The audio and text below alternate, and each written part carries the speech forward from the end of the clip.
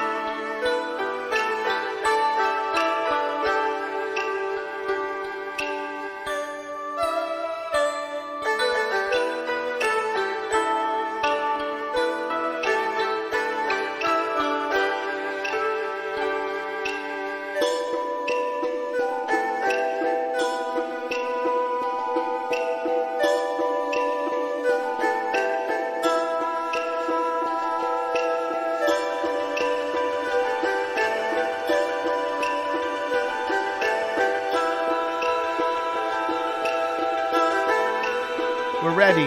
We're ready. Here we go. Rebby. Okay.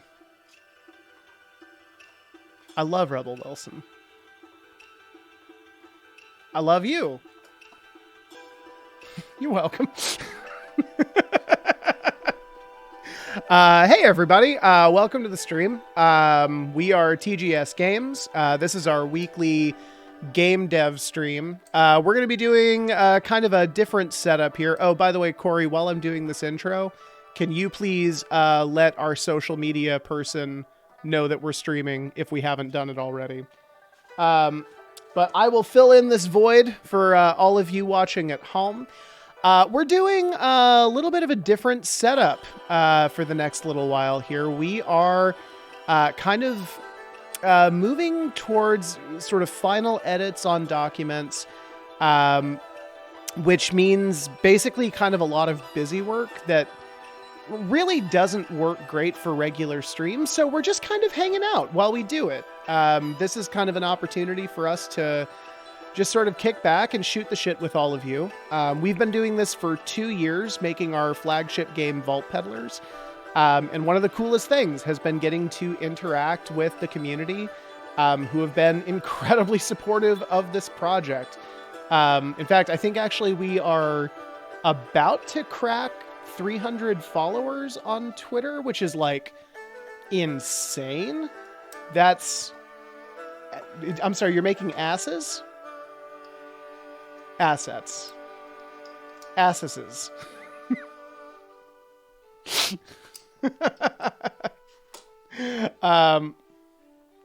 But yeah, so we're going to hang out for a little while. If you watched our stream last week, our friend Drew is going to be coming on and joining us in just a little bit. We're actually going to finish out making a caravan for his character. And I guess we'll probably use our existing characters, Corey, to fill that out. But yeah, so that's sort of where we're at as far as what we're gonna be. What?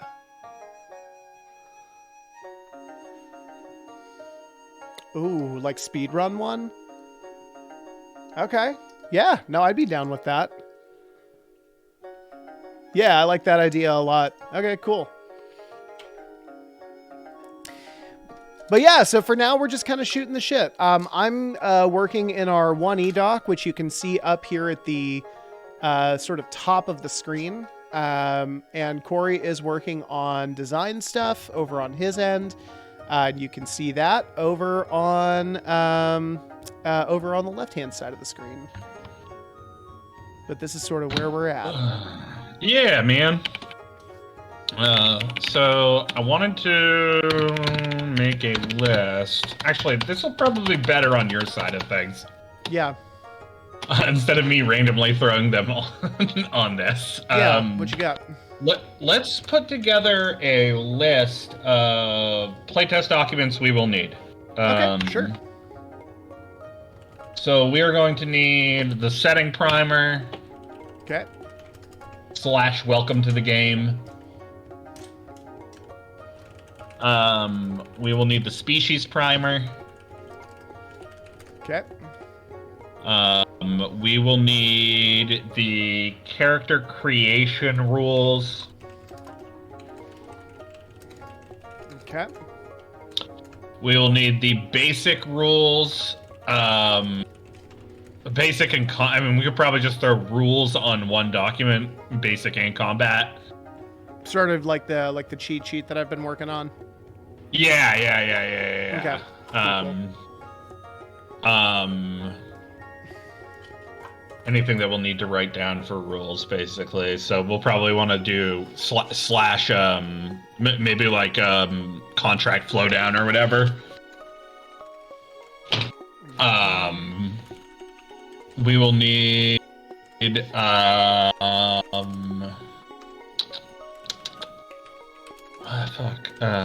wrote this all down and then I lost the paper, unfortunately. Which is weird. I must have left it at work. So let's see. We will need the items.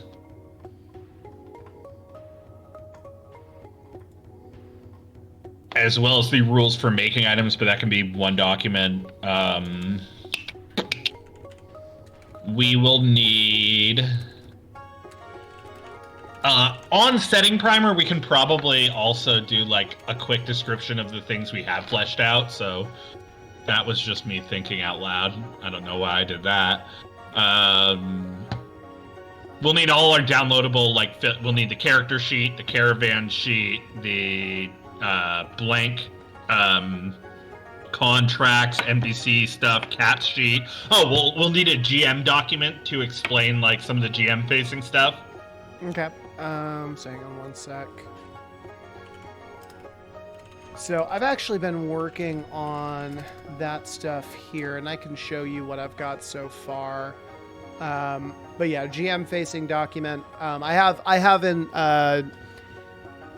what am I trying to say? I have a vision of what a GM screen for this game might look like, as far as all that goes. And I think that that's going to do a really good job of incorporating both the player cheat sheet, which will basically take up like one panel on that GM screen, and then the other 3 would be more like GM facing rules.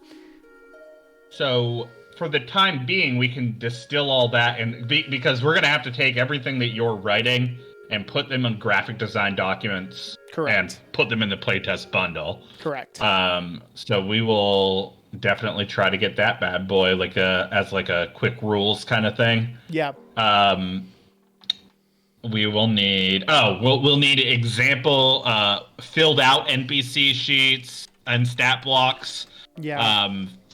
Example contracts filled out, and probably some pre-built characters and stuff too.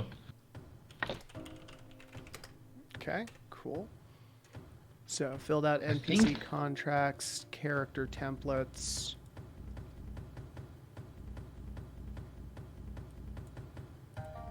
Okay. So that works. Is that it, or? That's all I can think of right now. That might not be it, though. Okay.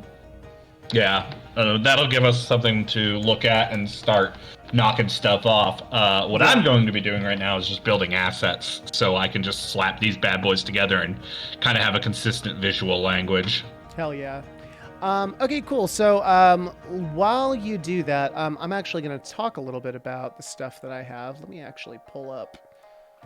Let me pull up the Google Drive for this thing. So to be clear, we did do the setting primer, did we not? Or does that need to be Yeah, rewritten but again? things have changed. Yeah, and I think we can get like a little deeper in it.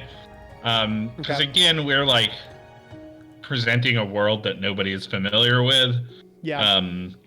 So I think like if we can write descriptions of, and now that we have like a clear idea of like what Orod looks like, what Vigil looks like, what Ishtos looks like, and we can like maybe start filling out some faction information. We can keep things light, and this will be like, I mean, let's get the like big stuff done first, the Okay. rules-centric stuff done first, and then depending on what we have left for time, let's start working on that shit.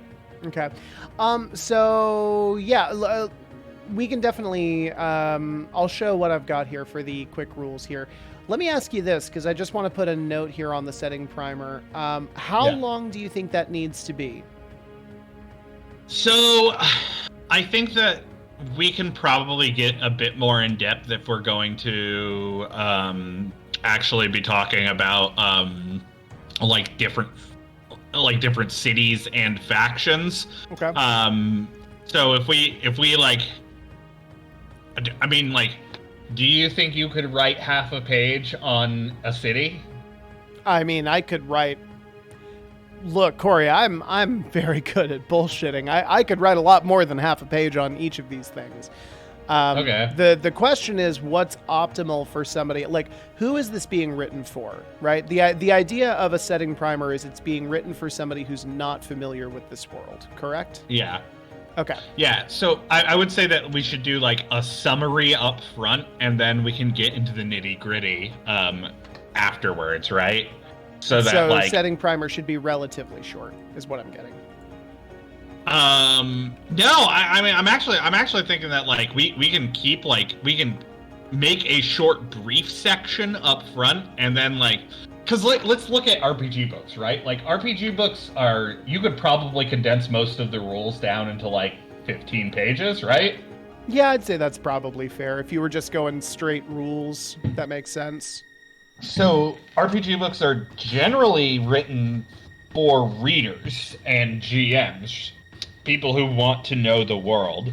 So I feel like if we have a setting primer that like gives a brief description, like that is presentable as like read this to your players if they're not going to read it, and then we can have just get into the nitty gritty of like what EBA is, the three major cities, some factions you might find there. Okay. We can start talking about the Nocturne and things like that.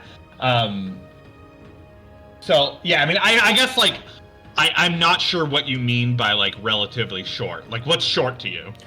So, like, right now we have a page and some change. That would be, like, short to me. Okay. If we're gonna include stuff on all of these cities, like, shortest I could do while accompanying all that would probably be, like, 2.5, maybe adding an additional page onto it. If we wanted to get a little more in-depth with everything, maybe even, like, 5 pages. I think we should get a little more in depth. Yeah, Okay, I think cool. that is good to like, it gives us a foothold, and like we can start like feeling that shit out. Because I mean, like ideally, I think like we both want to have a lore heavy book, right? Yeah. Okay. So roughly 5 pages. Yeah. And currently the existing version of it has a really narrative heavy tone. It's written in that kind of what's that guy's name? I know who you mean. Cowboy man, Yeah. white mustache, who was in Big Lebowski. Sam Elliott. Thank you. Yeah, it's written in kind of that like Sam Elliott voice. Do we want to maintain that throughout the entire setting primer, or do we want to have it kind of switch between that and a more like... Let's switch between... Okay. Like, so we can have flavor text and shit. Okay. You know? Switching between... Because I think, like, something that I've definitely encountered, something that I've read is, like, that shit is nice and, like, a cool introduction to a chapter. But at the end of the day, like, I don't want you explaining the rules to me like that, because that's going to get confusing. Very much, yeah. Unless your game is really designed in that way, it doesn't make a lot of sense to do. Yeah. Although, to be fair, the setting primer is not going to be talking about rules, correct? It's really just an introduction to the world. Yeah, but, like, even then, I think that, like, a light touch is best with, like, flavor. Yeah. Like, it's stuff we can throw in italics, right? Like, yeah. Okay, no, that works. So what I'm thinking then is, like, we'll keep, for the most part, what we have. We'll do, like, a section on... like a brief overview of like the timeline, right? Starting in the Cataclysm, maybe talking a little bit about beforehand, mainly just saying that not really anybody knows what's what happened, what life was like before the collapse. We'll talk about the collapse itself. We'll talk about Star Shatter. We'll talk about new species. And then we'll kind of go into the next section, which is going to be sort of laying the very broad overview of what this thing is going to look like, or of what the world looks like now, where we're talking about kind of the rampant capitalism, we're talking about petty coin, we're talking about new power structures that are arising. In that section, we'll have little mini sections on our 3 cities. We'll probably need to have sections similarly on the different, like, this is where I'm getting kind of fucked up on it, because we would probably also want sections on our relative, like, principalities for, like, the Palutar and, like, the clan territories for Emberfights. Like, if we're going to talk about those cities, then we would also probably need to talk about, like, these different territories, which also means probably what we need is an overall map so that people can kind of follow along with what's going on. That is something, for the record, that I have been making. It's not anywhere near done, but it would be something that we could also do. Anyways, after we're done with kind of that basic overview, from there we can go into kind of factions, like major groups that exist in this world. And then it sounds like maybe we probably at the very end would want a section that talks about vault peddlers and what they are. Yeah. And then that would be kind of like the, okay, cool, you've got everything you need, and the document ends. Yeah, that sounds about right. Okay, cool. So let's go ahead and let's make a... Probably want, like, a section devoted to, like, conflict characters, right? What do you mean by that?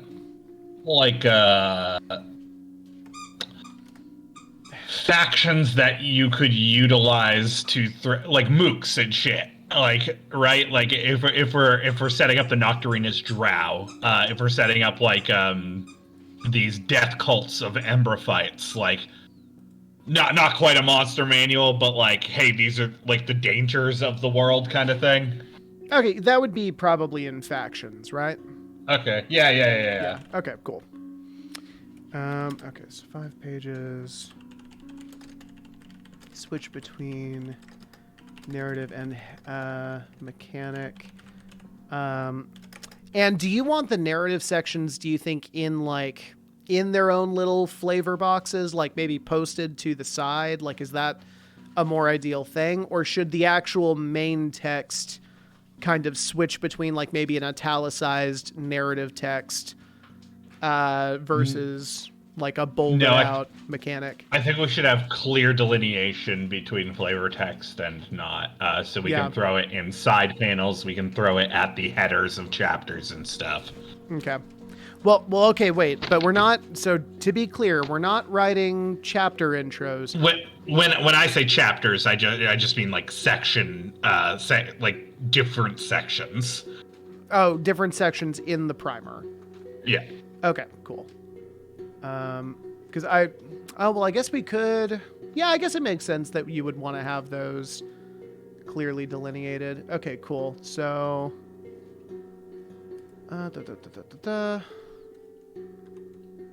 So if that's the case, this is a heading 1. This should be a heading 2.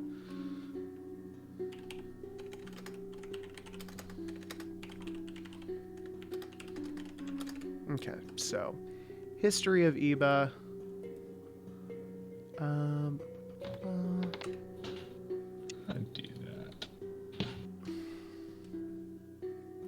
How did I do the things I did, Taylor? Corey, if I knew the answer to that question. Let's see here. All right, so we're going to do...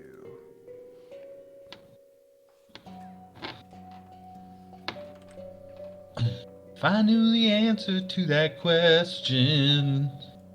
Oh, that's not what I wanted. You take my breath away. Okay.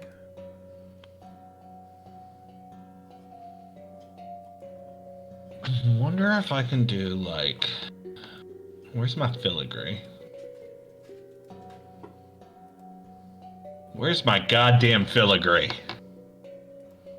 Where indeed. I probably saved it somewhere smart.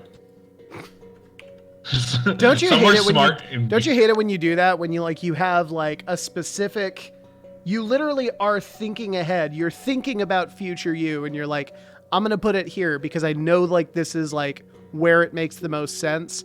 And then like later on, you're like, I know that I did that, but I don't remember where I put it.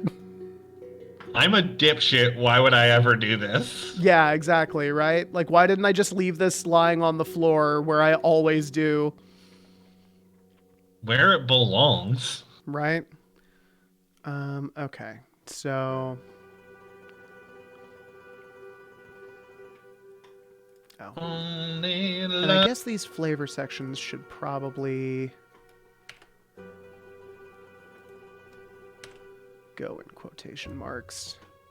Taylor loves books. I guess. Like they're all right. They're okay. I really don't read nearly as much as I should. I've been wanting to read the new John Darnielle book, Devil House, for like... Oh, I heard that's good. It looks really good, and like I've downloaded like the free sample of it, and it's good, but like I just cannot. Like grad school messed me up so bad. Like I just can't enjoy reading anymore, and like it legit bums me out. You should just, tell everyone you hate books. I mean, yeah, no, that's the thing, right? It's easier. No, at work we had like this team introduction or whatever, and I mentioned like, yeah, so like I was an academic, like I got like a master's degree in history, and they're like, oh, how many books have you read? Like you must read all the time. You love reading. And I'm like, fuck you guys. Yeah, right. It's like I know you mean these things as like a compliment, but also fuck you.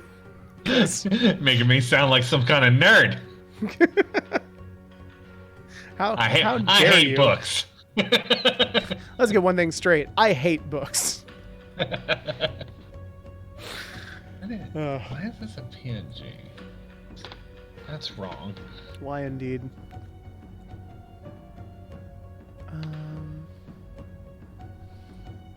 Okay, so...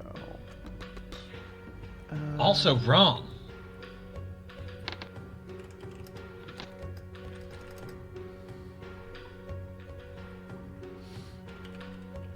It's... I don't want a PNG, Taylor. I want an EPS.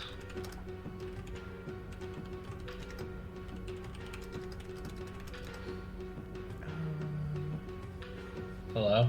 Yeah, sorry, I'm here. I'm just trying to think about what I'm writing, and I can't. That's a mistake. That's a mistake. Yeah, right? So, we've been playing, my camp, me and Taylor have home games, surprisingly. Yeah, to everyone's shock. And we switch on and off. Actually, we switch on and off, and if y'all have never done that before, Oh, cannot recommend that highly enough. yeah. Yeah, It no. prevents burnout really well. It's very, very good for that.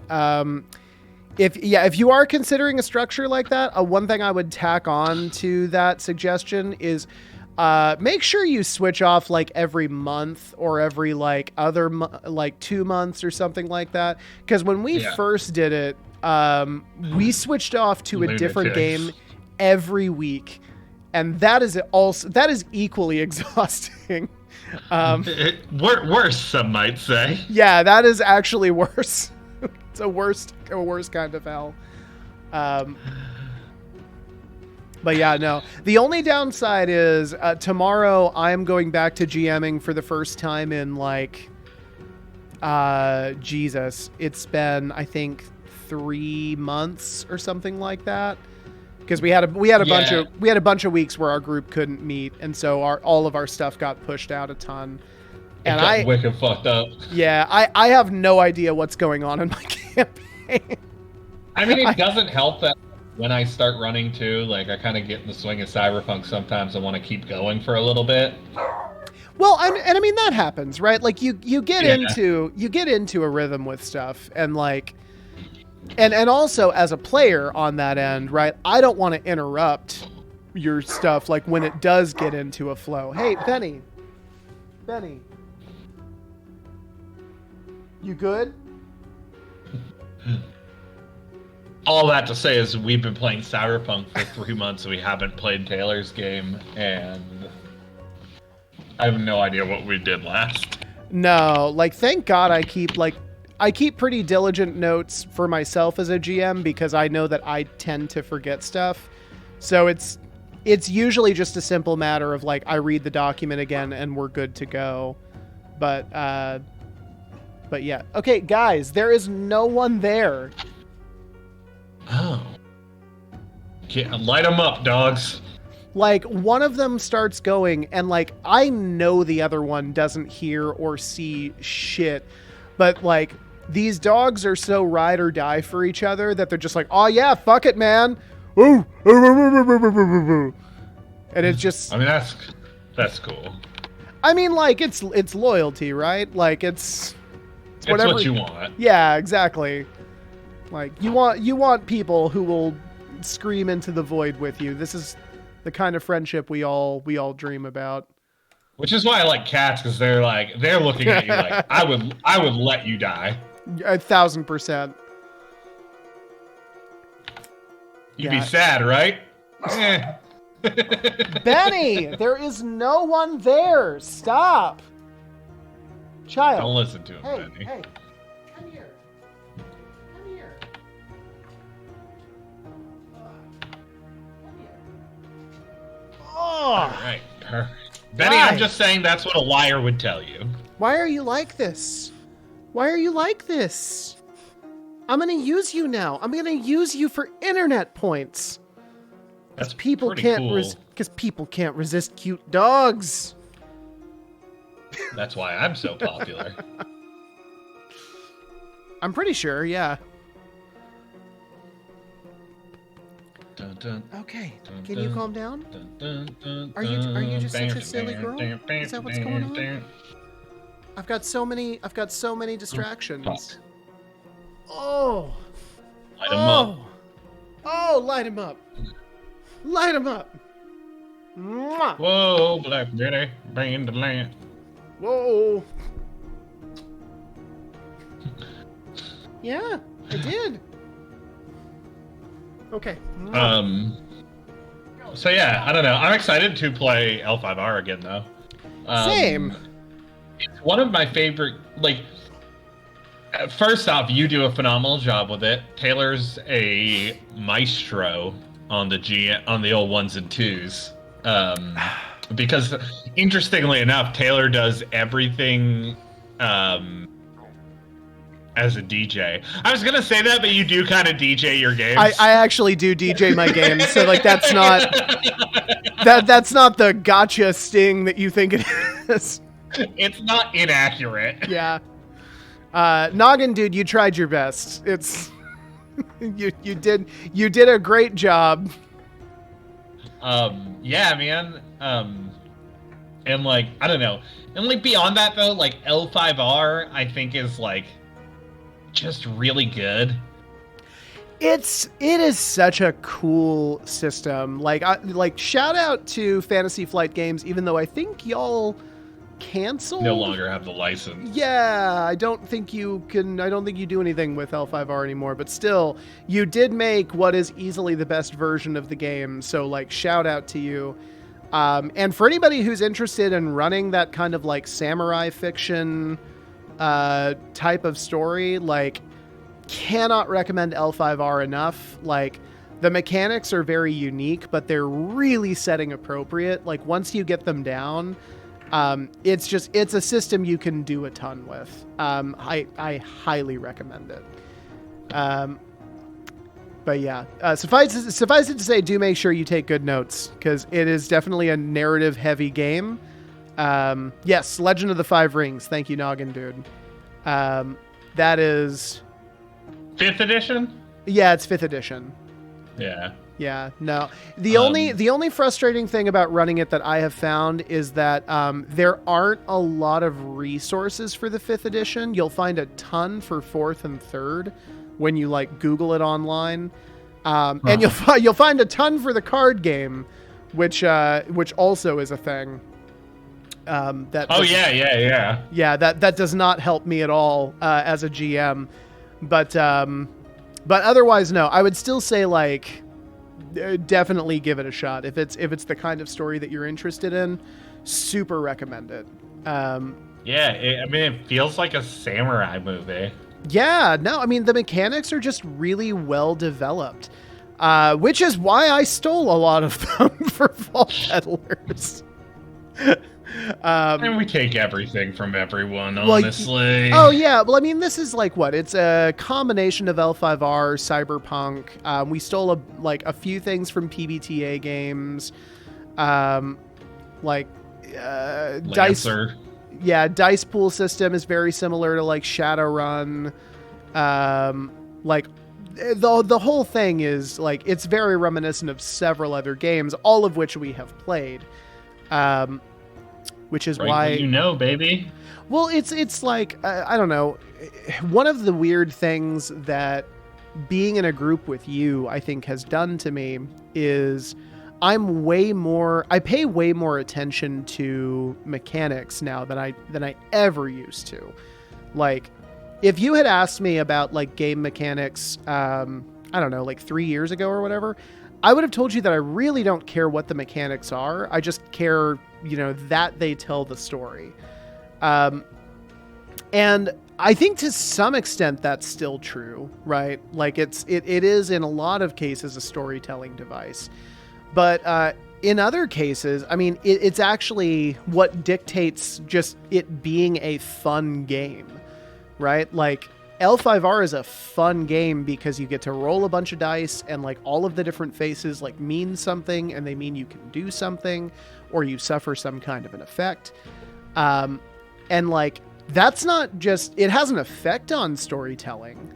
But it's an interesting mechanic in and of itself. And I think that the reason I've noticed that is because we have played so many different games. Yeah. Yeah, 1000%. That's why I'm insistent on it. I thought it was just because you were restless and you need to be doing new things constantly.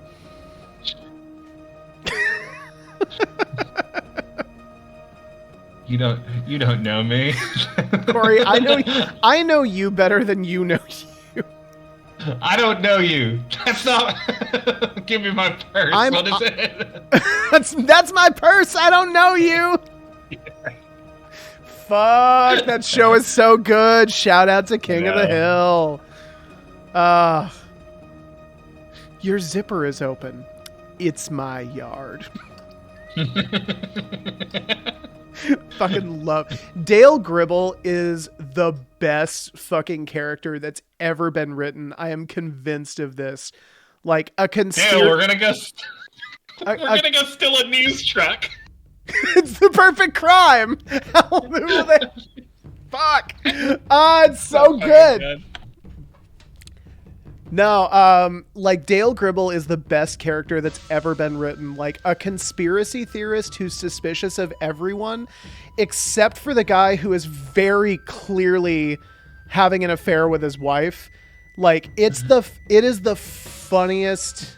It is the funniest. He fucking loves John Red. He does. He loves John Redcorn, and he loves his wife, and it's like it's funny and heartbreaking all at the same time. It's so good.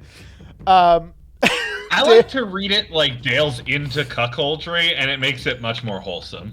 It does make it way more wholesome if like you know that he knows that like she's just going off to have sex or whatever, and he's just like, okay, cool. Yeah, he's just like, okay, just like pick up some groceries on the way home, right? They're a little like polyamorous, a little polyamorous family living out in Arlen, Texas. Actually, how do I mirror? Okay, where's the mirror modifier? You know it's fucked up. I know, Taylor. I know so many graphic programs now. I'll bet. Yeah, you've been doing this like crazy for the last... How long has it been since you started doing a lot of this stuff? Like a year? 2 years? A year. A year? Okay, yeah. Yeah. Nah, man, you've been... Like, this has been a dominating force in your life for a long time. You know, I keep having to learn stuff. Oh, boy. We're... Uh-oh. Me. Are you getting attacked? No, this is what's going on down here. How to mirror. This is like a solid 25% of my day. Is just trying to stop this dog from getting her shit wrecked by cats. Get him! Get him, cat! Get him! God, I wish they would. Like, I don't want them to really hurt her, but I wish one of them would just bop her, like, good enough that she doesn't mess with the cats anymore. Yeah. Like, it happened with Yoda, and, like, now as a result, he does not mess with cats at all. Noggin dude, I need to get like a soundboard or something with the Mortal Kombat thing. I can do it. Hold on, it's fine. Just scream Mortal Kombat at the top of your lungs. Mortal Kombat! Hey, can we talk about the first Mortal Kombat movie for a second? Yeah, we can. Okay, here's the thing about the first Mortal Kombat movie. Yeah. Hit me with it. So Liu Kang fights just some anonymous Brazilian dude, right? Yeah. His first fight. Sonya fights Kano, who is presented as just a drunk Australian guy. Yeah. And then Johnny Cage gets pulled to hell and fights a demon in hell. Oh, yeah, that's where he fights Sub-Zero, right?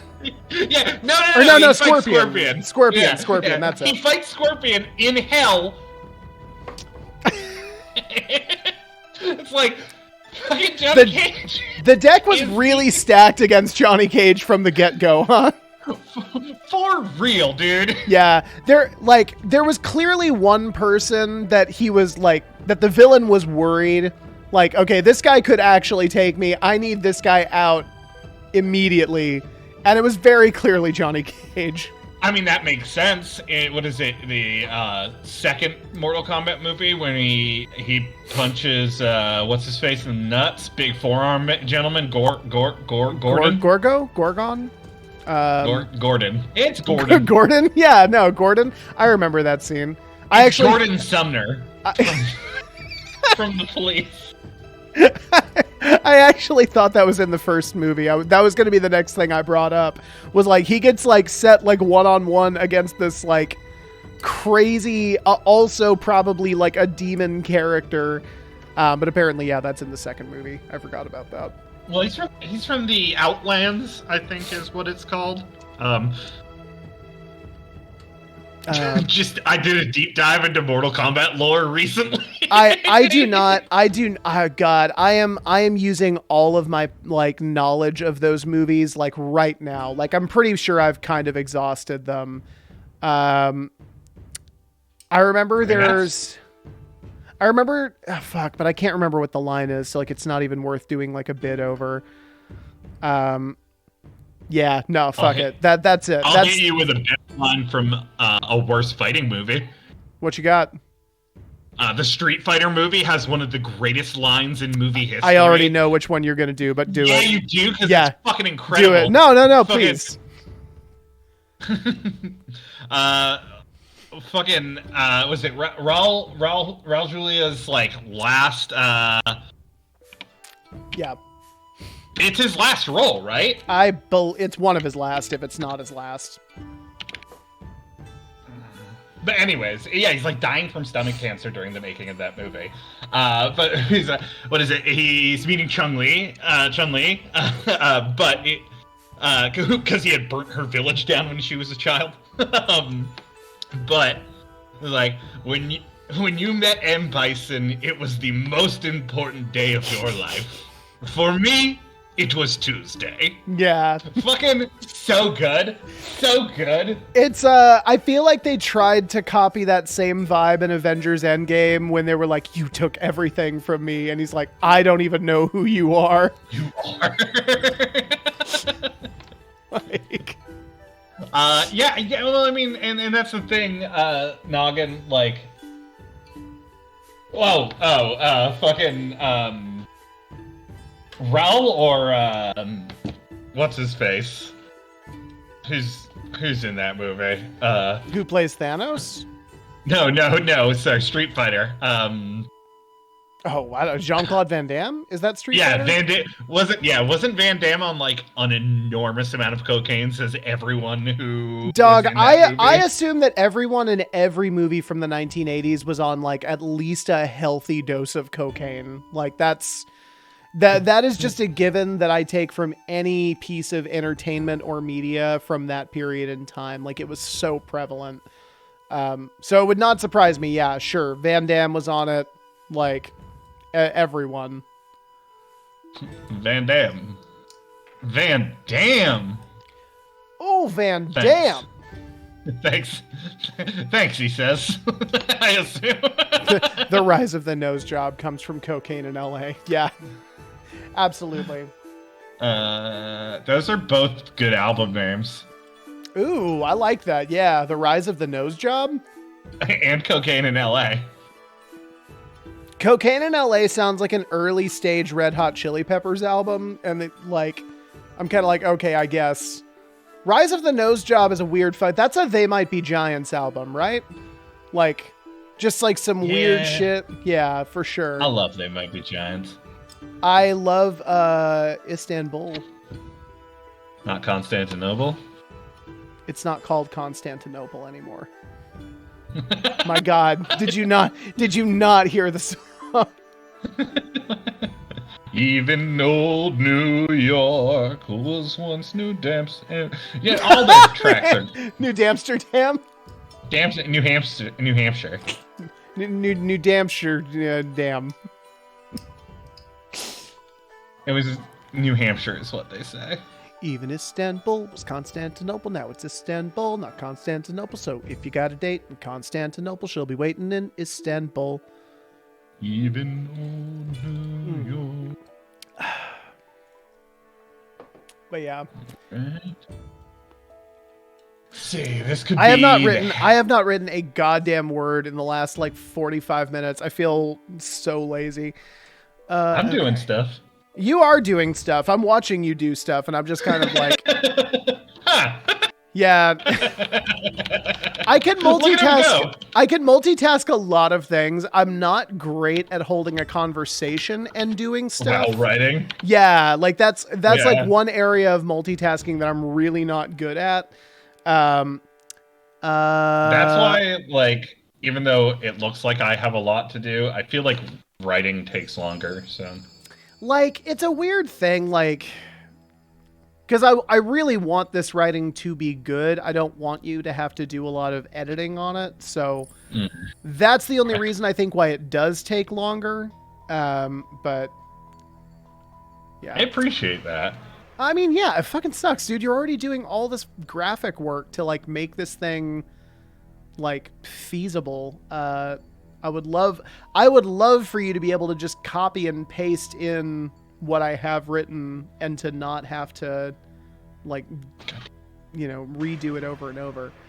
I mean, if it makes you feel any better, I probably will anyways. I mean, I know you probably will anyways. Also, though, I mean, here's the thing, like, and this is something I know as a professional writer, like, editors make your shit better. Like, stuff is never done on a first draft. Like, I don't care how good you are. I don't care if you're like Albert Camus or whatever, but like, it's the first draft is gonna suck, and like, it needs to be redone. Old Candy Boy. Old Cammy Boy, yeah, like, you know how he used to go by back in the French Resistance. That was his that was his secret pen name, so the Nazis wouldn't discover him. Old Cammy Boy. Old Cammy Boy. I once read The Stranger on the Appalachian Trail. Holy shit! Yeah, yeah, that was a movie. trip. A movie about whether you should kill people while you're out alone in the wilderness. No, it's a book about whether or not anything fucking matters. Well, yeah, but done through the lens of somebody who murders someone and doesn't feel bad about it. Isn't that The Stranger? Yeah, he does murder a man. Yeah, he murders a man right after he goes to his mom's funeral. Like, that's how the book opens, and then like half of it is him spent in jail, just like pondering whether or not what he did was actually a bad thing or not. And then I forget how it ends. Actually, does he? He dies. Okay. Yeah. Yeah.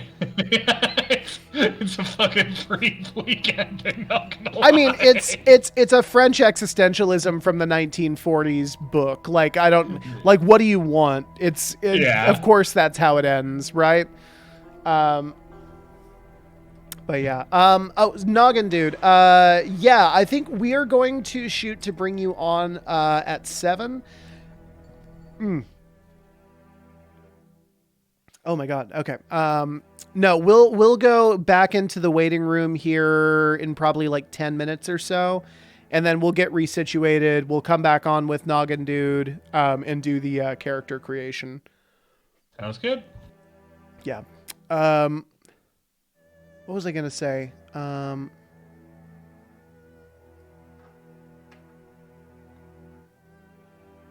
Oh, that's right. I was gonna do another Cammy Boy joke.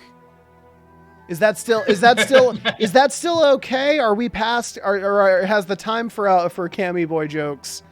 Has that ship sailed already? We still take those. If we still take those, that's still acceptable currency? Okay, because I was gonna be oh, Cammy Boy, the pipes are smoking. I actually thought you might be going that direction. Yeah, no, it was... You started singing a song with Oh Cammy Boy, and I was like, oh yeah, that's definitely it. That's the one. Huh.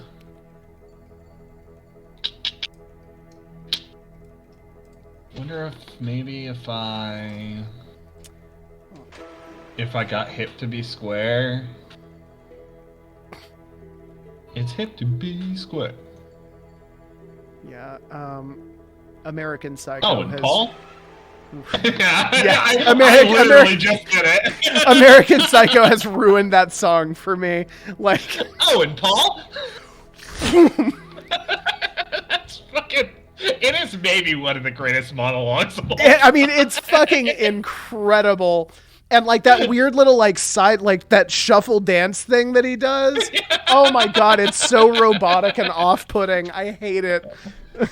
Have you ever read that book? No, I never have. I've only ever seen the movie once because I was like, this is super uncomfortable for me. Like Yeah, I would say that the book is more of that. Like that does not surprise me. I mean, it's like it's funny. I mean, for a book that isn't really about a serial killer, it sure does talk about it. It does get into some graphic detail. Yeah.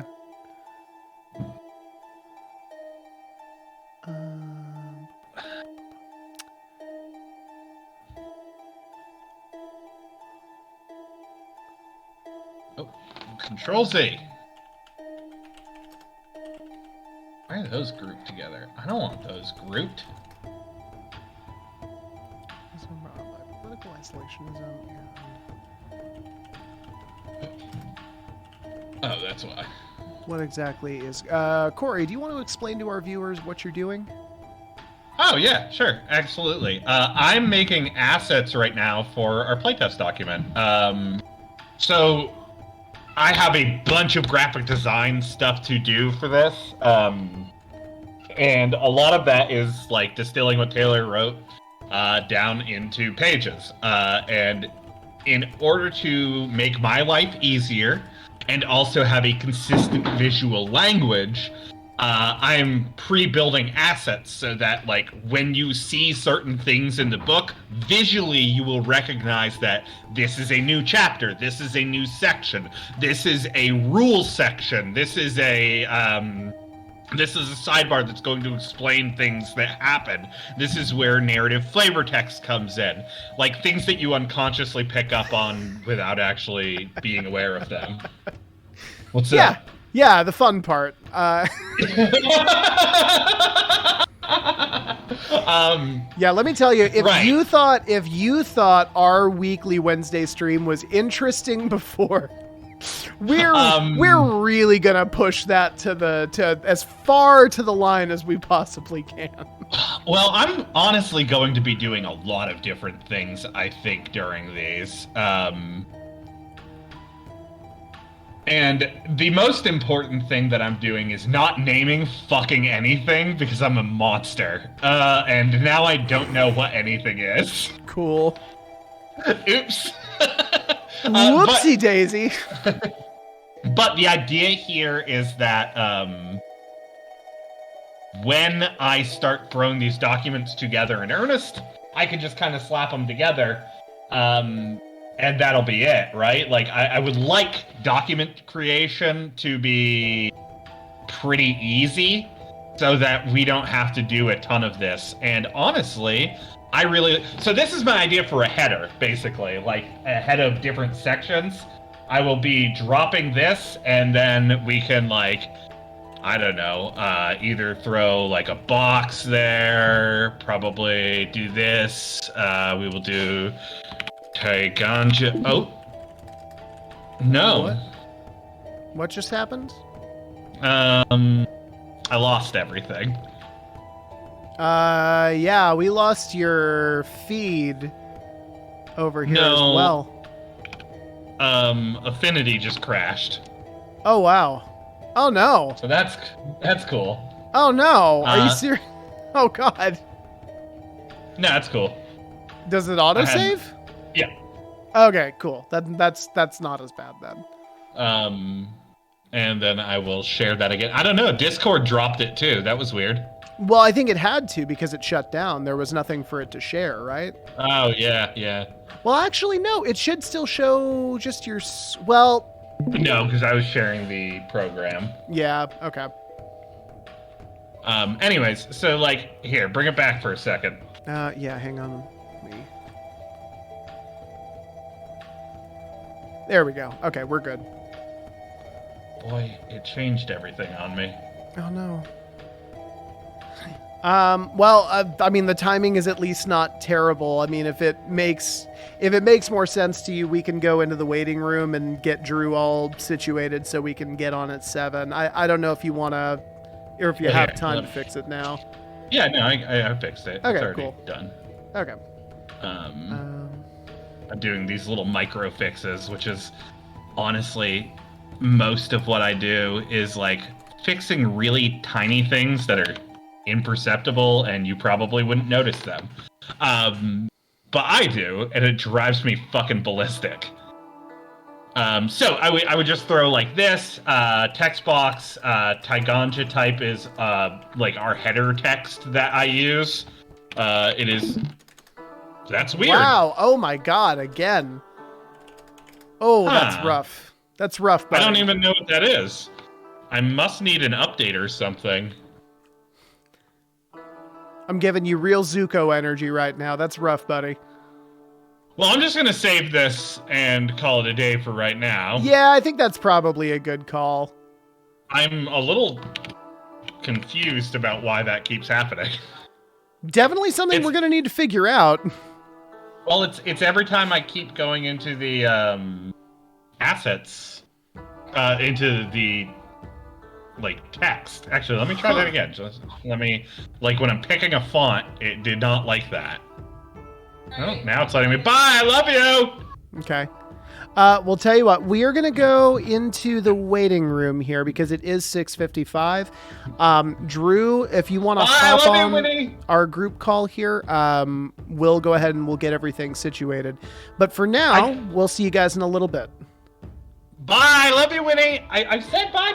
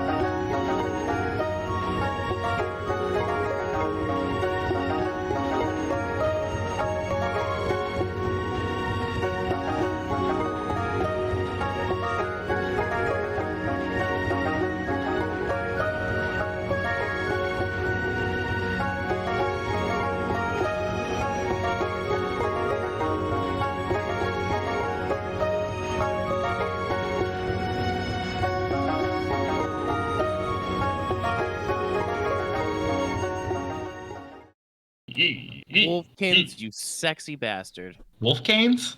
Wolfkins. Oh, Wolfkins. Wolfcanes. He's the co-host of some fucking podcast. Now he's my best friend. Exactly. My name is Exactly. He only has 123 followers. That's sad. We should follow him.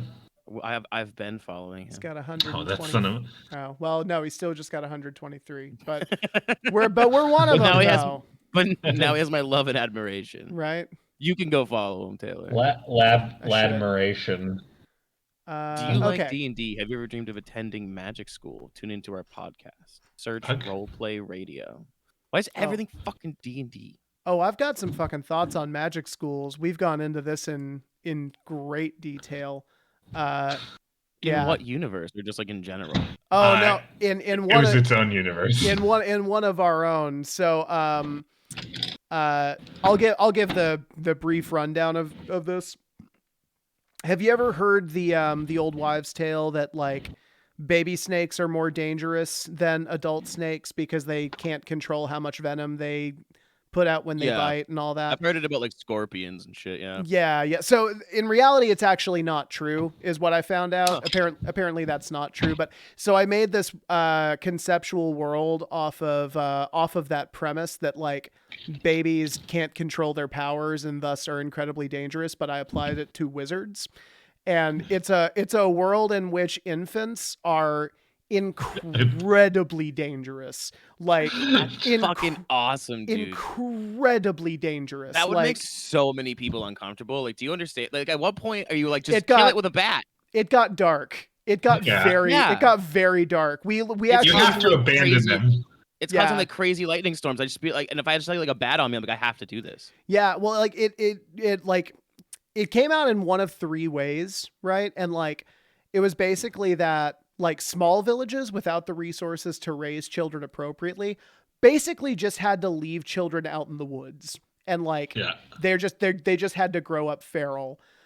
Rich kids got put into like specialized schools with people who basically had to raise them, and they didn't really have another choice, but they were put in incredible danger.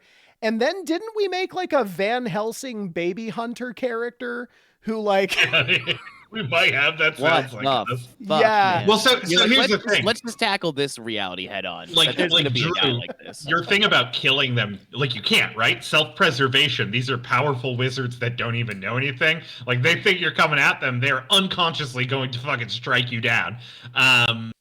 Because they're afraid. So abandoning's the option. You'd have to be a specialized hunter to take down. But imagine they'd be like more kids. chaotic. Just because they are powerful wizards doesn't mean like, it still means that their hand-eye coordination's all fucked up because they're infants. Yeah, when but you like have, they're terrified of things. But no, think about this. This is a level 20 wizard who is an infant. So if it is even the slightest bit upset, it will rip a hole in the sky and destroy the earth.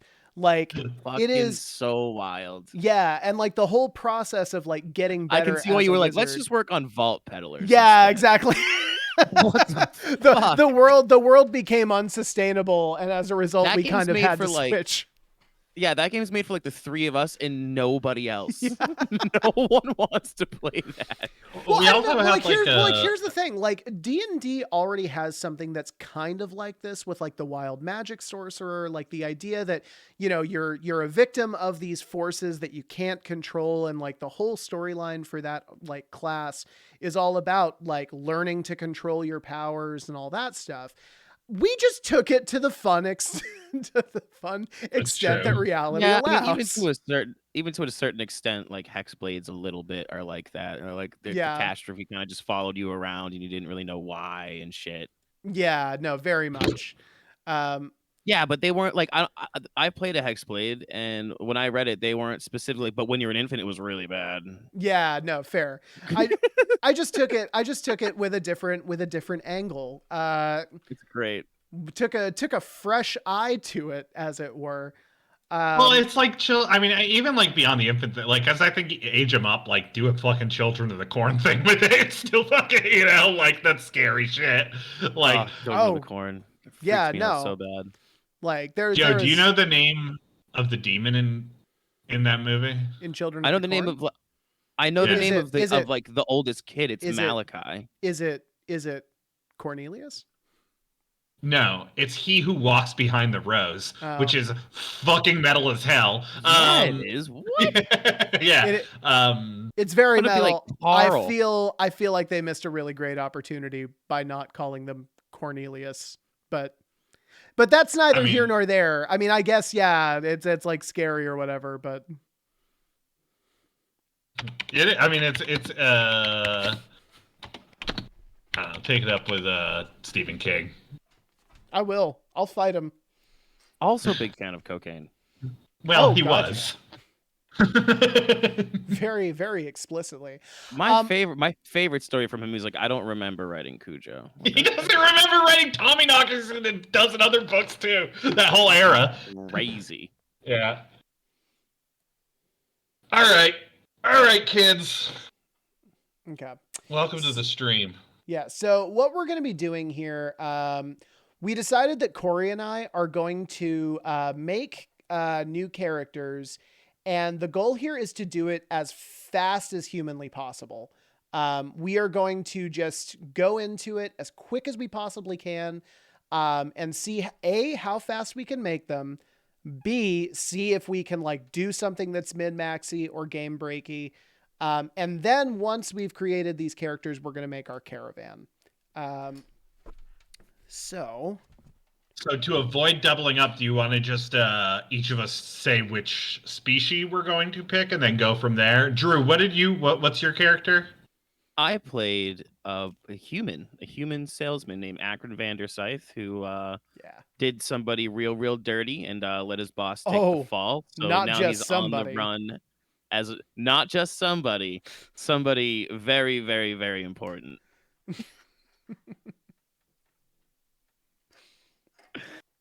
Yeah, and so he's on the run, and he's been a vault peddler for a few years now, just making some deals, doing some stuff, and messing around with his two soon-to-be pals here. Yeah. To answer your question, Corey, I'm gonna make a flesh spider.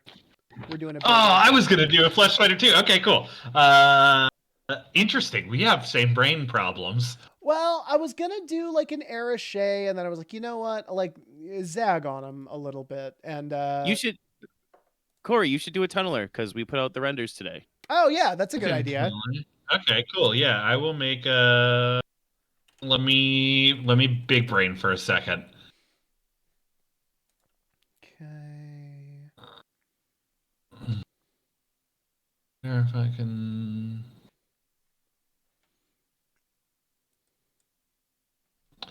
Yeah. Okay. Cool. Is it just me, or are the cameras not showing up on stream? Oh, they are. Oh, do I have them covered? Oh, okay. Yeah. Hang on. Sorry, I'm working with many windows right now. There we go. That should work. Maybe even 10 windows. Probably on Windows 10. How dare you? First of all.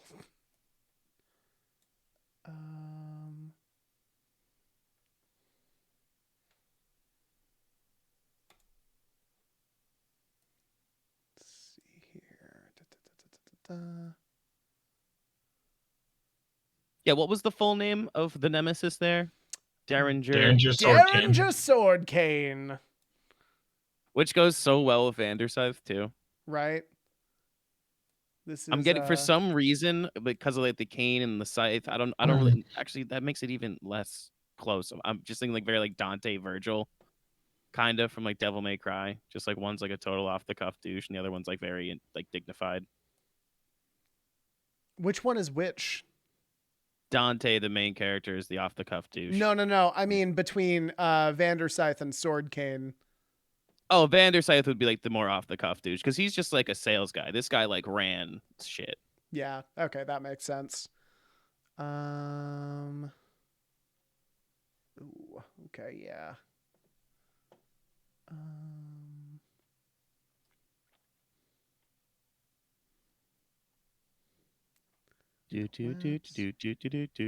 God damn it. Great.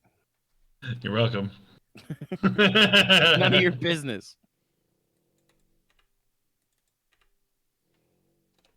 Maybe for I'll the make. fine people of Turkmenistan. Think? Come on. There we go. All right. Records of the past. Okay, now we're going into section 3. Let's see here.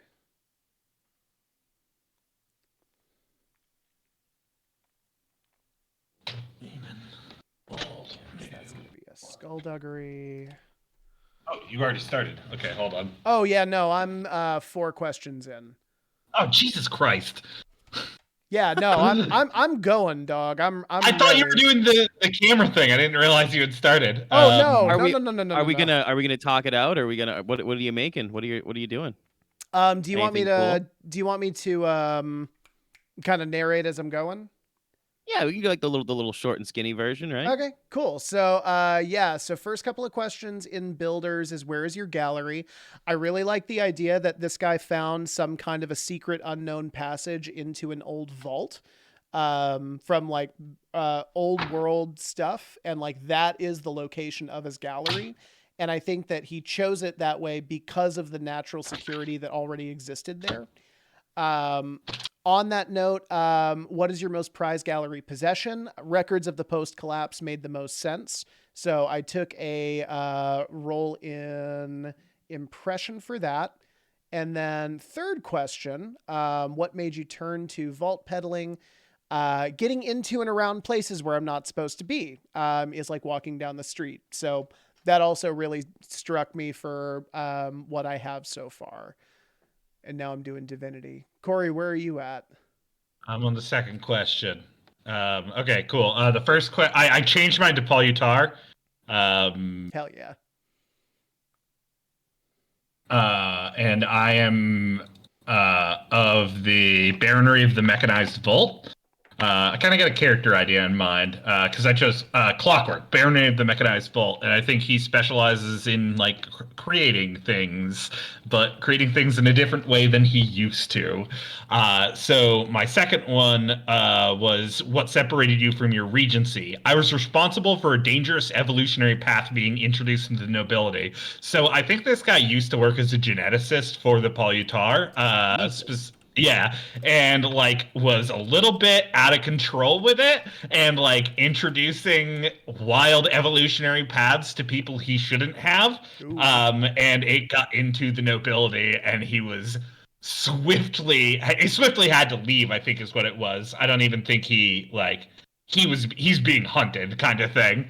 And he wants to continue that geneticist work but can't do it, so he's working with mechanized things instead. So what made me choose Volt Peddling? It's like so grand in scale. People. I feel like the first like 5 characters you make in any tabletop game, you're just like he was like a guy. Yeah, no, he doesn't really have a connection to his past or his parents. Yeah, he's a guy. Maybe one day I'll make a girl.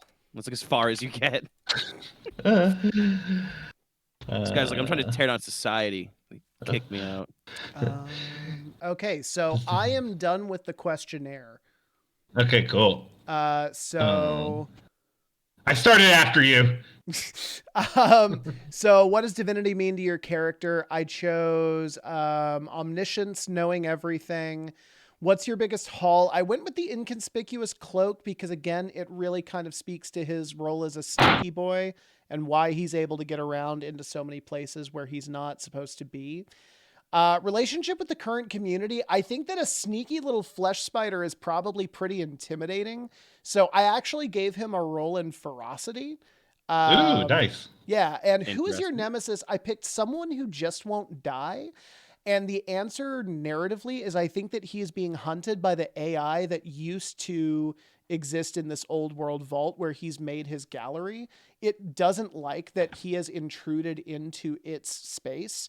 And so it is sending agents to try and kill him. And he takes these agents out one by one, but they keep coming back stronger and stronger and stronger every time.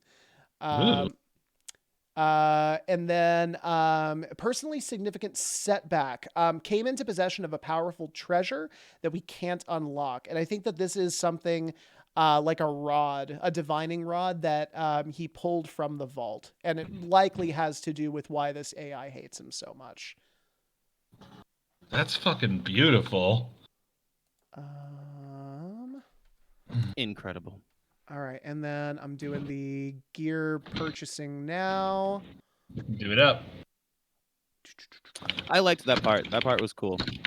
I like the gear part too. Because I don't know. I feel like I've played certain games that it's just like you do stuff for like ever and you never get like some cool crazy item, and like that's like my favorite part of those games. As far as like the dopamine, the progression, like I always like a cool flavorful item, and it's a really good way to like if there's a gap in your party or like a certain player that's kind of falling behind because like they didn't pick their shit right, you can kind of just be like, oh, you have +2 AC now or whatever, and just give them something fucking cool. So the fact that you just get to start with like, I'm like, no, I want like a concealed handgun and like a sick pocket knife and like this cool armor, and like I got to like kind of like narratively design it however I wanted was neat. In the finished product, how detailed our weapons gonna be? Is it gonna be like Warhammer levels of like all these different types of like ranged weapons and rifles and handguns, or is it gonna be a little more stripped down? Honestly, I'm really struggling with that myself. I kind of like the lighter system we have here, but also I feel like it kind of precludes, it's not a good idea to do in a fantasy world where you don't know what it looks like. Like just telling people like, we'll just make something up is not super fulfilling when you're like, it's a whole brand new world out there. Yeah. So I like the idea of building maybe some sample items, and then having this framework that you can use to build your own once you feel ready for it.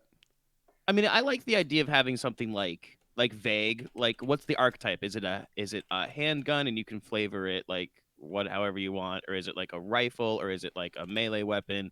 Is it a knife? Is it a bat? Have like that, and then I always really like you said, like sample items of just like iconic items that do like wild and wacky zany stuff. Like it's always a bummer when like the best item you ever get in a campaign is like it's just a +3 sword. It's like, no, I want this thing to like talk and like solve riddles somehow or something like wild like that. Ooh, really tempted to go with a grease bomb again. I gotta resist the temptation. The grease bomb is the best thing I ever made. Reminds me of like Divinity Original Sin. Like you put the oil down, then you light the oil on fire. Okay,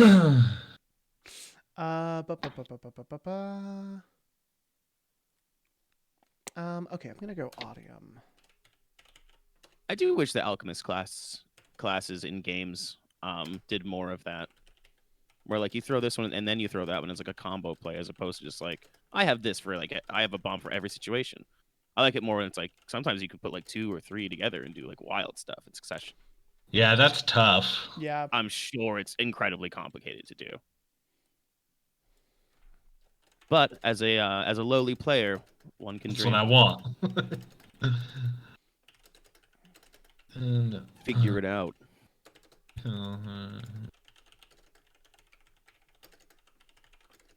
Brutality. And this guy's kind of changed a little bit since I last talked. Okay. Treasure. And I am done. Cool. I'm not quite. I'm at gear now. Okay. Yeah. So yeah, I'm gonna do impression there. So I've actually changed my story a little bit.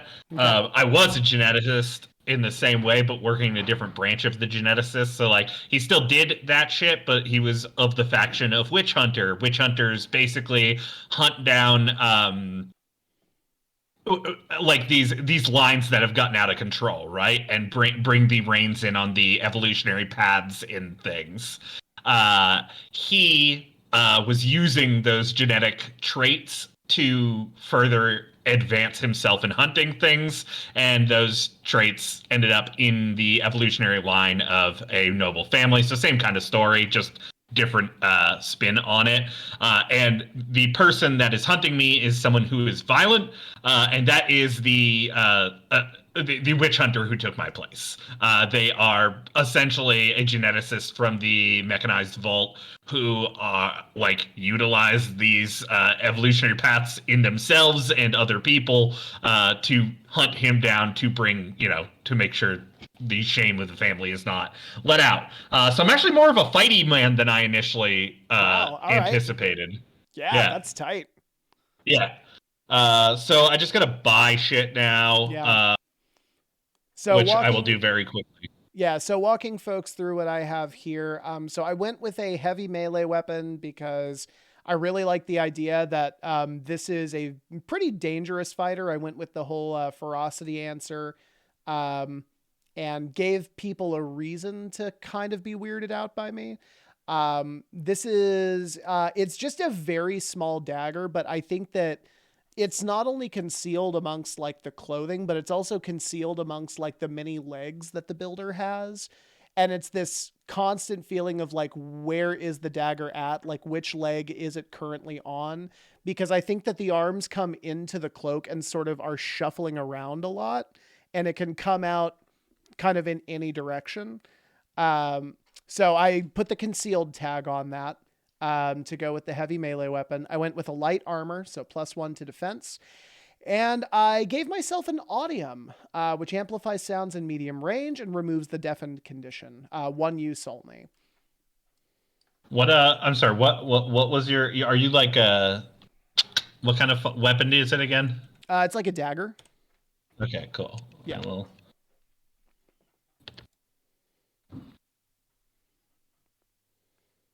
Dun dun dun dun dun dun dun dun. Can't believe how fast I made this. That's ridiculous. Yeah, that was quick, dude. Yeah, that was. I mean, it means that we can make characters in about 15 minutes, which is cool. I mean, it's absolutely a testament to the system. I like I mentioned last time. I, in a lot of ways, love but loathe character creation. It's just so crunchy. There's so much of it. You always mess stuff up. You always regret some of your decisions later. But like this, just I don't know. This is so much like vague in a good way. Like the decisions you make are like more broad and they're narrative driven, and it's just like, yeah, you just get 1 point into that thing depending on which answer you choose. Yeah, it just makes things so easy. Yeah, no, absolutely. Like this is a very simplified version of the game of 20 questions from L5R. Like we absolutely ripped that system off. And it's just such a fluid way of building characters, both mechanically and narratively. That like, yeah, I just made this character. I literally blew through this. This was like 5 minutes for me. That's neat. Yeah. That's now, granted, fucking wild. Granted, I did build the system, so I it makes sense that I'd probably be a little bit faster with it. But like, still, goddamn. I still have access to the documents. I should like in the next couple of days just like see how quick I can rip through one that like isn't half-assed and it's like, oh, this is neat and cool, and I'd play this character and see if I can get it done in like 15, 20 minutes. Yeah. Let me actually go back through this real quick because I only have 2 pluses in in approaches. Is that right? Yeah, no, that's correct. Okay, cool. Yeah. Yeah, so all of these are skills then. Oh, they got skills. Got skills. Yeah, all right, cool. I got the skills on my boys. Oh yeah. What am I trying to do again? That's right. So that is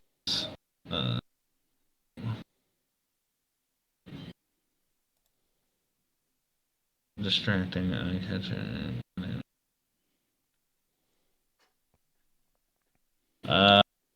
And that is 2, 3. I have 2 left. I will do all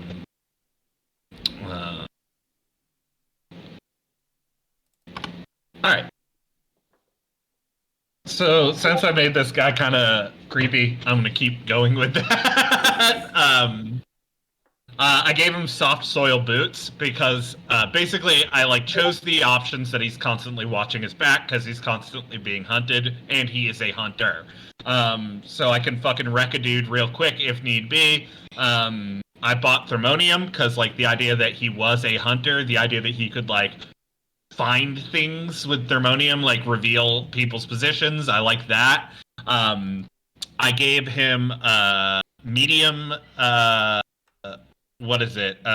Medium enchanted, medium imbued armor, and I chose the distracting tag with the idea that it's projected armor, so it like throws up projections that like get trippy and hard to focus on to distract people, so I can like pull people's attention if I need to, and also like throw somebody off if they're attacking me was the idea. And then I just gave him +2 like like the Rippers have in Cyberpunk, Drew. Yeah. Yeah, he's got like those on his hands. Dude, yeah, those are so cool. Yeah. It's almost like a little tool set kind of deal. Yeah. That's neat. Yeah. I really, really like the idea of like the projected, almost like a shitty rudimentary version of like active camouflage.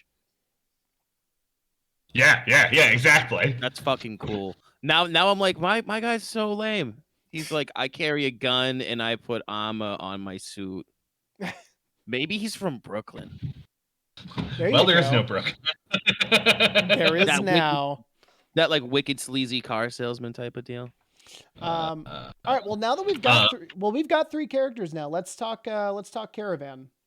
Cool. Well, also, I would like to point out that I'm agender. My species is Polyutar. I don't know if Taylor said what his species was to the. No, you did. And Taylor, do you have a name? I'm thinking of Mora. Okay. Mora. Like it. Yeah. No last name, like Seal. Yeah. Very Cool. very Prince. Cool. I'm 12, and the person hunting me is 13. I thought you were talking about your mentality as a human for a second. Also right. true. What are you in the game though? Yeah, like, I'm a man-child, and my character's name is. No, I like the idea that like the witch hunters are like named in sequences, and like they kind of like to become these hunters, kind of give up things. Corey's the kind of person that makes you like it really focuses home on like, oh, there are really amazing tabletop players. Like there are people that are just better than you at playing a tabletop. I don't even like the creativity is just like off the charts all the time, like on a whim. Corey is an incredible GM. I want to just start out by saying this. Like Corey is an amazing GM. That being said, I have never seen somebody so easily create such interesting player characters. All the time. He routinely does this. He has such a talent for it that like it bothers me so much. That's what I mean. Like I love it for him, but for some weird reason I hate it for me, which shouldn't be a connection that's made. It's great because I get to GM for those characters and I get to like create cool story beats for those characters. But my God, Drew, I'm very much in the same boat as you. Like when I make a character, it's like he's a sneaky boy with a knife and people are trying to kill him. And it's like, okay, like that's not bad, but it's also not like, it's not like I'm a 12-year-old being hunted by a 13-year-old witch hunter and I have and I have dazzle armor. Yeah, just like he started after you. Yeah. I should clarify. He's not 12 years old. They're just named in sequences. 12. Yeah. He's just watched a lot of Stranger Things lately. Yeah. Ah, oh, damn it! I stole that. You're like his name's 11. I mean 12. Beans. Okay, cool. So everybody has access to the caravan sheet, correct? Yes. Okay. I haven't opened it up, so I'm just gonna let you guys pilot this. My son is here. Hmm? Elster dude. Oh yeah. Oh, dope. Stream Papa. Hello, Twitch father. Um, Wow. Hey man, you want to make it weird? Yeah. is the answer to that question ever There's gonna be no? some seriously strange energy in the room when the four of us get together at PAX. I swear to God. I can't wait to play Els Dragoon's game. Dun, dun, dun, dun, Oh, dun, dude, dun. me too.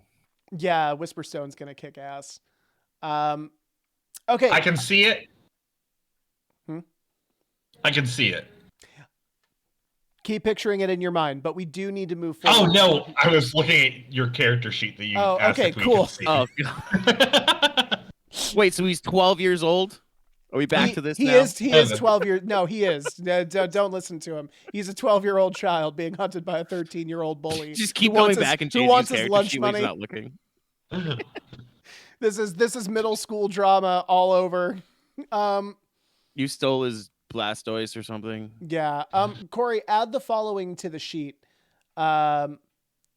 Elstragoon, yes, this is Noggin Dude. He is our esteemed guest for both this week and last week. We spent last week making a character for him, and we are now going to take the characters that Corey and I just made, and we're all going to sit down and make a caravan using the new system. Actually, you know what? Because Elstragoon just logged on here, let's actually have everybody give an overview of who your characters are and where they come from. Let's start with Okay, Drew. Corey Yeah, goes Drew, go last. Yeah, Corey goes last. I'm not For going after sure. Corey. But Drew, Yeah. if you do want to start, that would be cool. So my character's name is Akron Vanderscythe. He is from a city that I forget because I don't know the map that well, and they kind of Orid. gave it to me. Orid. And my character is kind of like a dastardly he's really big into negotiation, appraisal. He used to be a salesman for like one of these bigger like corporations that kind of helped like rebuild the weird society that we have now. And he more or less sold something to another major corporation knowing that it wouldn't solve their problem. And then months down the road, when push came to shove and they came back and said, hey, this is a huge problem, he just skipped town and left his boss with the build, whose name is Derringer Swordcane. So now he's not a huge fan of me, in that he kind of blackballed me from the industry, so I couldn't get a job. So I was kind of just out on my own. I couldn't be back in the city at all, so I just turned to vault pedaling, and I've been doing it for about 3 years. Things are going well. Also, shout out to McNancy for giving us the name Derringer Sword. Oh my God, where is McNancy It's when we my need them? favorite fucking thing that anyone. The whole thing's so good. I so can't like it. I could only obviously half listen to the stream yesterday because I was playing Pathfinder, Yeah. and like I was just like, "This is really happening." Hell yeah, it is. So Derringer good. Swordcane is getting a theme right now. This is so great.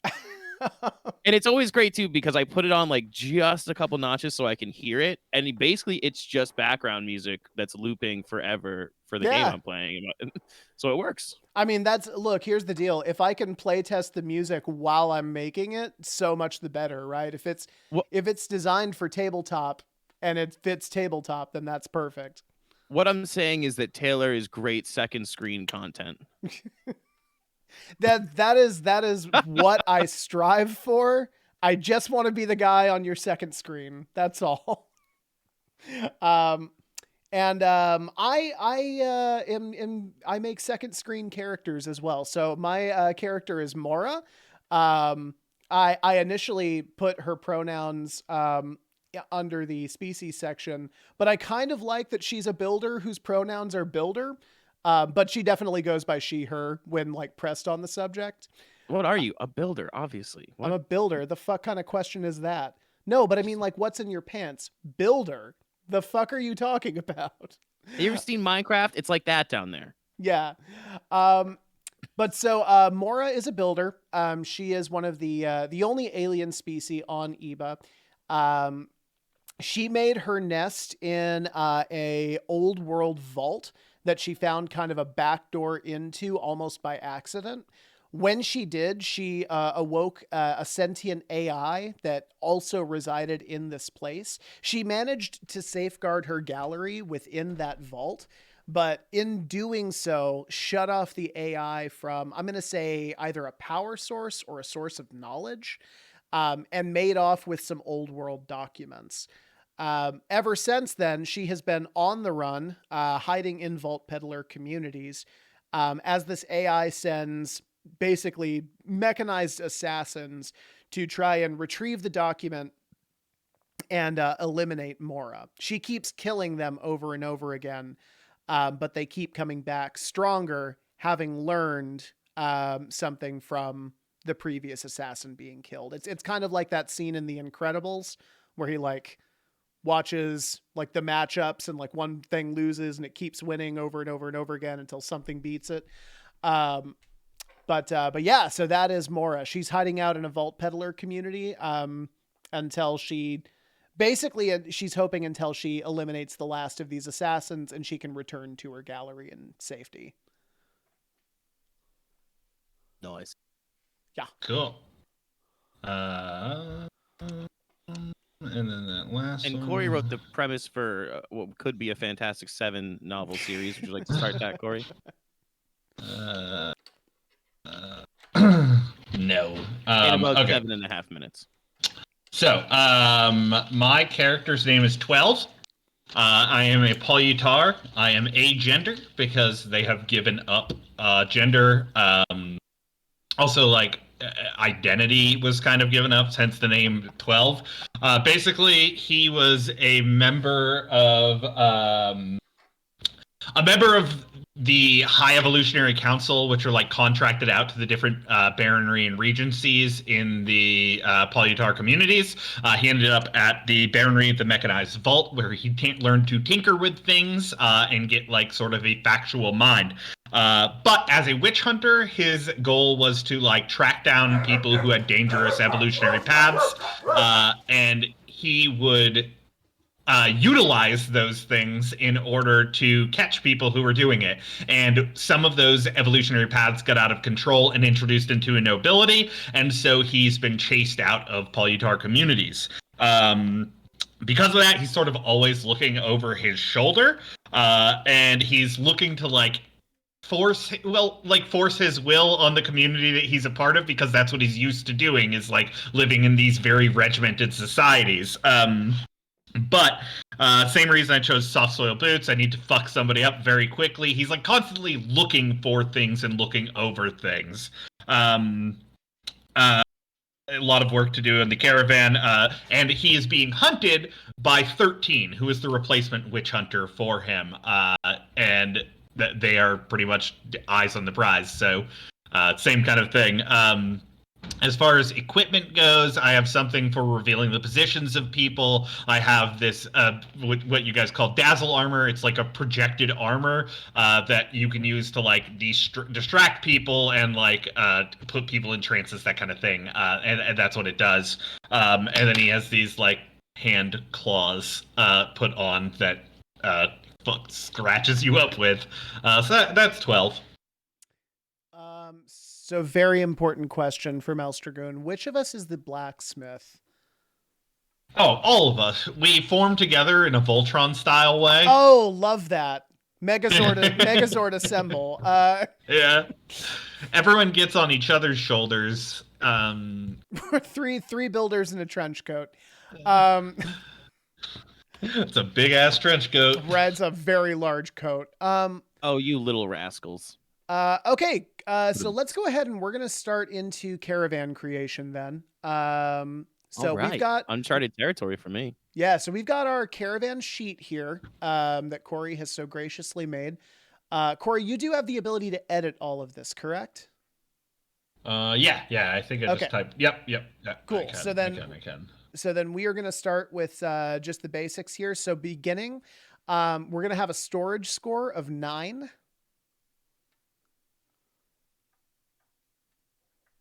Okay. We have 3 stations. We have our pilot bay, we have our maintenance and gunnery, and we have our pilot bay, our maintenance, and our gunnery.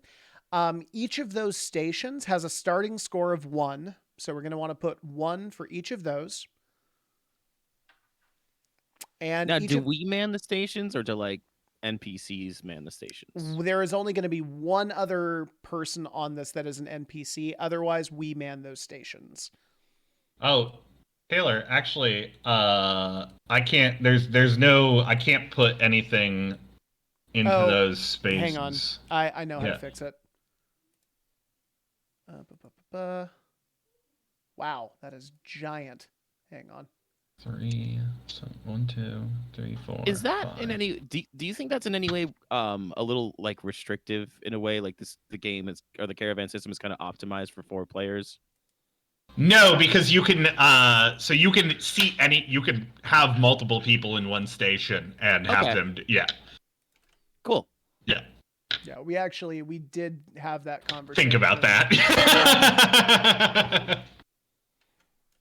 So why they call me Noggin, dude? My noggin, dude. Not because I named myself that. No, guys, I swear people call me that. Let's see here. Did I tell you the story of how I came up with that name? No. I know I have not. I heard was it. very hungover at my sister's house at the ripe age of like 19 years old, sleeping on the couch in the living room, and she comes downstairs and she just goes, "Oh, my noggin." And we just watched Finding Nemo recently, so I just went, "Dude." And for some reason, for like ever after that, I was like, if I was to make a PlayStation Network name or any of the Steam, all that stuff was always Noggin Dude for like the longest time. Nice. Hell yeah. Yeah. There should be text boxes. Corey, can you check under pilot? Should be able. Yep. Text boxes. Can we start again from the top? Yeah. So you're gonna want to put in a storage score of 9 points. Storage. Yep. There also isn't one there.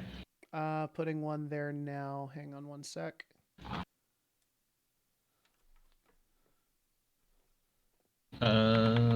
Yep, I gotcha. Okay, cool. Okay, and then so each of these stations for pilot, gunnery, and maintenance has a score of 1. Hell yeah, emotes. Can you draw hell yeah? Oh shit, on the hell yeah. eyebrows? Is that because I say hell yeah a lot? I did recently yes, it's realize 100%. Like you should be forced to have to drop it in chat like every time he says it. You just have like it's you. I just recently fan of realized the I say it show, a you're lot. Oh, dude, hell yeah. Hell yeah. Hell yeah. Corey, final thing before we get started here is the standard Vault Peddler bank can handle 25 petty coin. So we'll want Right in the coffers. We'll want to put that in our coffers. All right. And while Corey's getting that on here, I'm going to pitch our first group question. So the way that caravans are made is the members of the caravan come to a consensus on what this thing looks like. So our first question, what does your caravan look like? Now, this one doesn't have any mechanical effects per se. If we come up with something very specific, obviously that's going to go under storage or it'll go under notes. But what generally, when you think of our caravan, what does it look like? I will say right off the bat, I don't want it to be like hell on wheels. Okay. Ooh. I know. That's why I said right off the bat. Yeah. Just I'm thinking more like an H3 militarized in the future, like a Hummer H3, like the giant ones. You know, with like a cool color scheme or something like that. You know, worn down, you know, dust covered all the time and stuff like that. Big fat meaty tires. What about you guys? So I've got a very different conception of this that maybe we can hybridize in some way. I think that we picked up our caravan from a retail sailor in Ishtas. And the sands around there make for a very specific type of vehicle that is all terrain ultimately. But what effectively it is it's a giant sand sail ship. So it's this thing that is meant to catch the wind on these giant sails and basically glide, but it's very large. It is like approximately like the length of like a short school bus. And we have it divided into all of these different compartments with like tents that exist on like the primary floor. Um, and these tents also, like the canvas like carries that wind to basically like take us where we want to go. Can you say it is all terrain? Yes, and I'm trying to figure out in my mind how that works. So I've got crawlers. kind of. So what I'm thinking is, much like how, like, a lot of boats, you keep oars in them, but they also have a motor. Like, what if it's got, there you go. futuristic kind of lightweight tires, but when the wind is high, to save on energy and to move faster, you can kind of catch the wind with like some very like Treasure Planet-y like wind sails. Yeah, I'm in. Can we modify to? I just like the idea of like rock crawlers that can drop down if need be. So like the idea is like we conserve energy, conserve petty coin by like dropping the sail when we can, but when we can't, throw down the tread. Yeah, no, I think that That's kind of what really I'm thinking. Well. Like, it's got a sail that to help us when we need it, and we can drop it down. Yeah. All right, cool. I love that. I dig it. Do we have like a color theme in line, or like thematically, like, is it very? I know that this is like the electric baroque, so we can kind of go Mad Max with it, or we can go like kind of Victorian with it. I'm kind of thinking. I'm thinking almost more like Age of Sail, right? Like something like a flag that would hang on, not necessarily a pirate ship, but something to that effect.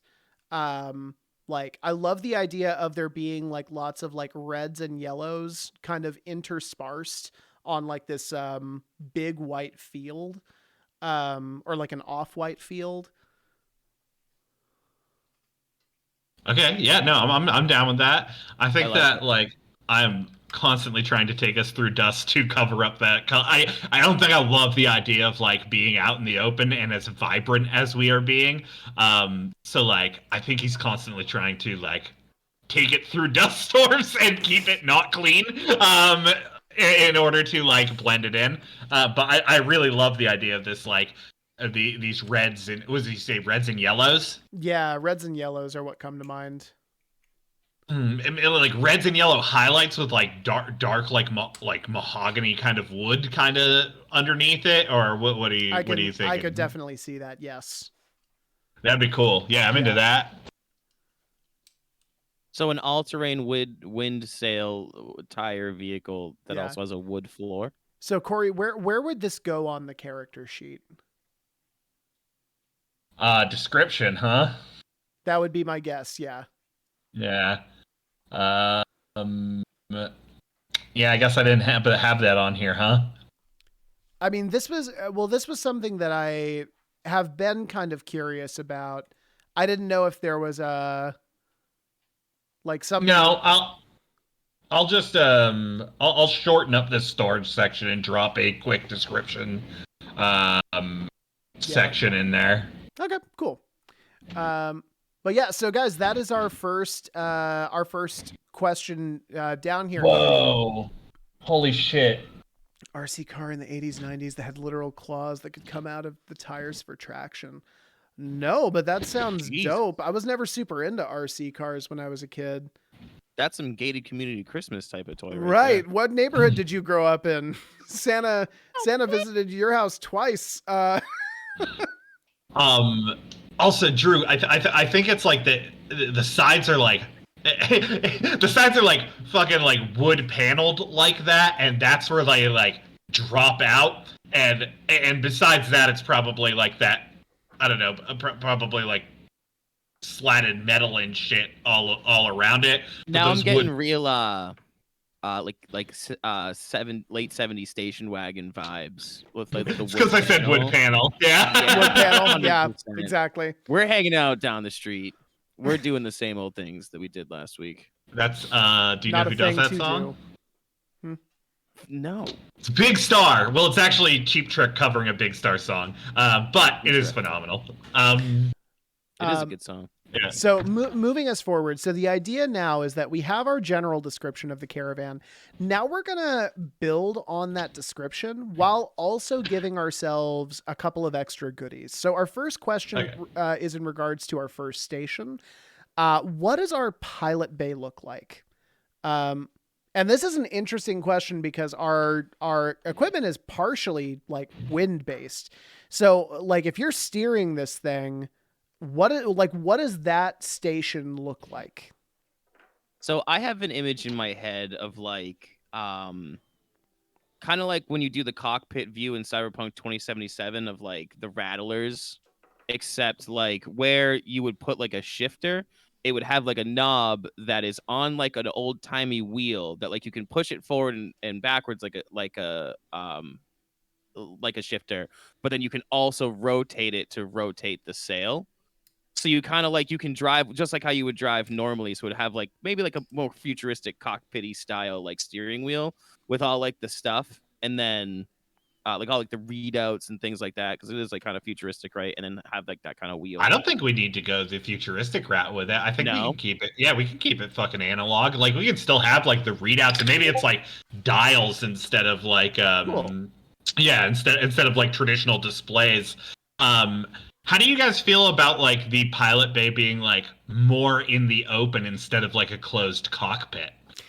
Like I think that definitely fits if we're going with the sort of Age of Sail thematic element. Yeah. I'm definitely interested in what kind of controls are there. We have three sources of power. Like we have a motor with tires, we have sails, and we also have these crawlers. Like what kind of controls switch between those things? What does that look like? I'm thinking very like a plane. Like I kind of flip up that red cover, pop the switch Yeah. kind of deal. Yeah. I like the idea, like Drew's saying, like these buttons and like sticking analog is really cool, and I agree with Drew. Oh yeah. Because I don't want to go too shippy, like like I don't want to go too. I kind of want to go more like, I mean, it's a truck that's modified with a sail and like these crazy things, but Yeah. the base design is based off of like a truck. Okay. So we have a couple of options to go with here. So we have an option to improve our maneuverability, which gives us a plus die type on traversal rolls when driving the vehicle. So that basically means if we like had our driving, however we were approaching it at a D12, that gets bumped up to a D10, right? We also have our thrusters, which allows us to travel twice as fast, but the engine burns out if it's used more than once a day. We have our sensor/sensor jammer, which can add or subtract die when reading or being read by enemy vehicles. And we have remote activation. Vehicle can be turned off and on, accelerated and braked, or locked and unlocked from 100 feet away. I'm going to go ahead and put it out there. I don't think this vehicle gets maneuverability. I think that because it can do so many types of movement, I don't see it as being like super agile, if that makes sense. Okay. I was actually going to say either maneuverability or thrusters makes the most sense, but I see what you're saying. It turns like a boat, right? Exactly. So then I think like we can fucking gun it if we need to. Yeah, that would be like thematically, like we'd be like pop the sail, catch the wind, and then Yeah. I think thrusters makes the most sense for sure. Okay, cool. So we would include thrusters in our storage. Corey, correct me if I'm wrong, but reliquary items count for how much in your storage? Is it 1? I believe it's 1. I actually need to have that on the dock. While you go look for that, I was saying that like I like the idea of like it kind of being in the open for the cockpit. Yeah. Because we're like going with this ship thing, I was trying to think like how would that look, because you're like center of the ship. Maybe it's recessed. Maybe it is recessed, but it's like on, like it comes up on a swivel, like almost like Dr. Eggman in that machine that he attaches into the other machines, and it like swivels around with the sails, so you can like control things as you're moving like analogly. And that's how you can like see over the massive ship and things. It's Yeah. like on this arm and like comes back down. Okay, it is 1 point, by the way, for the All right, cool. yeah, for this item. I can hear you being fair, but what rule enforces that? I'm sorry, I was looking for stuff in the doc. What is that question referring to? What is enforces what? The rules for setting these sets. We are doing them right now, basically. So we're describing narratively like what we think our ship looks like, and then we are going through and answering these questions in the same way that we answered the question about the characters.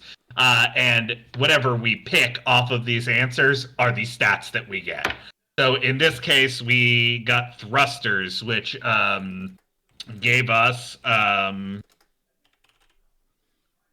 ×2 speed, but engine burns out if used more than once in a day. I realize now we have since put in his speed. I think I built this before we had talked about speed, Taylor. I mean, it still works, does it not? Yeah, but I have no section to like put speed down, I guess is what I'm saying. Just write it in the quirk section for now or something. Oh, you mean on the sheet? Okay, yeah. Yeah, so I will have to do that. That makes sense. Well, or we could even just put it on the actual item itself. I mean, the average vehicle combat. Hang on 1 second here. Vehicles can go. How fast? No, so Elsdragon, there is no reason it couldn't do both so much as like we have to make those decisions. So like we are narratively saying that we don't want the maneuverability because of how we had like pictured it. So we're not picking that maneuverability option. That's not to say that we can't later on get a reliquary item that gives us more maneuverability, and we'll talk about what that flavor would look like. Maybe it's like a hinge on the ship that lets it turn, like segment the body and turn it. But for the time being, because we have described it this way, we decided we want thrusters and acceleration over maneuverability. Yeah. Corey, may just want to note on here. Looks like vehicles can travel up to 10 hexes per turn. So with those thrusters, that would mean 20 per turn. Cool.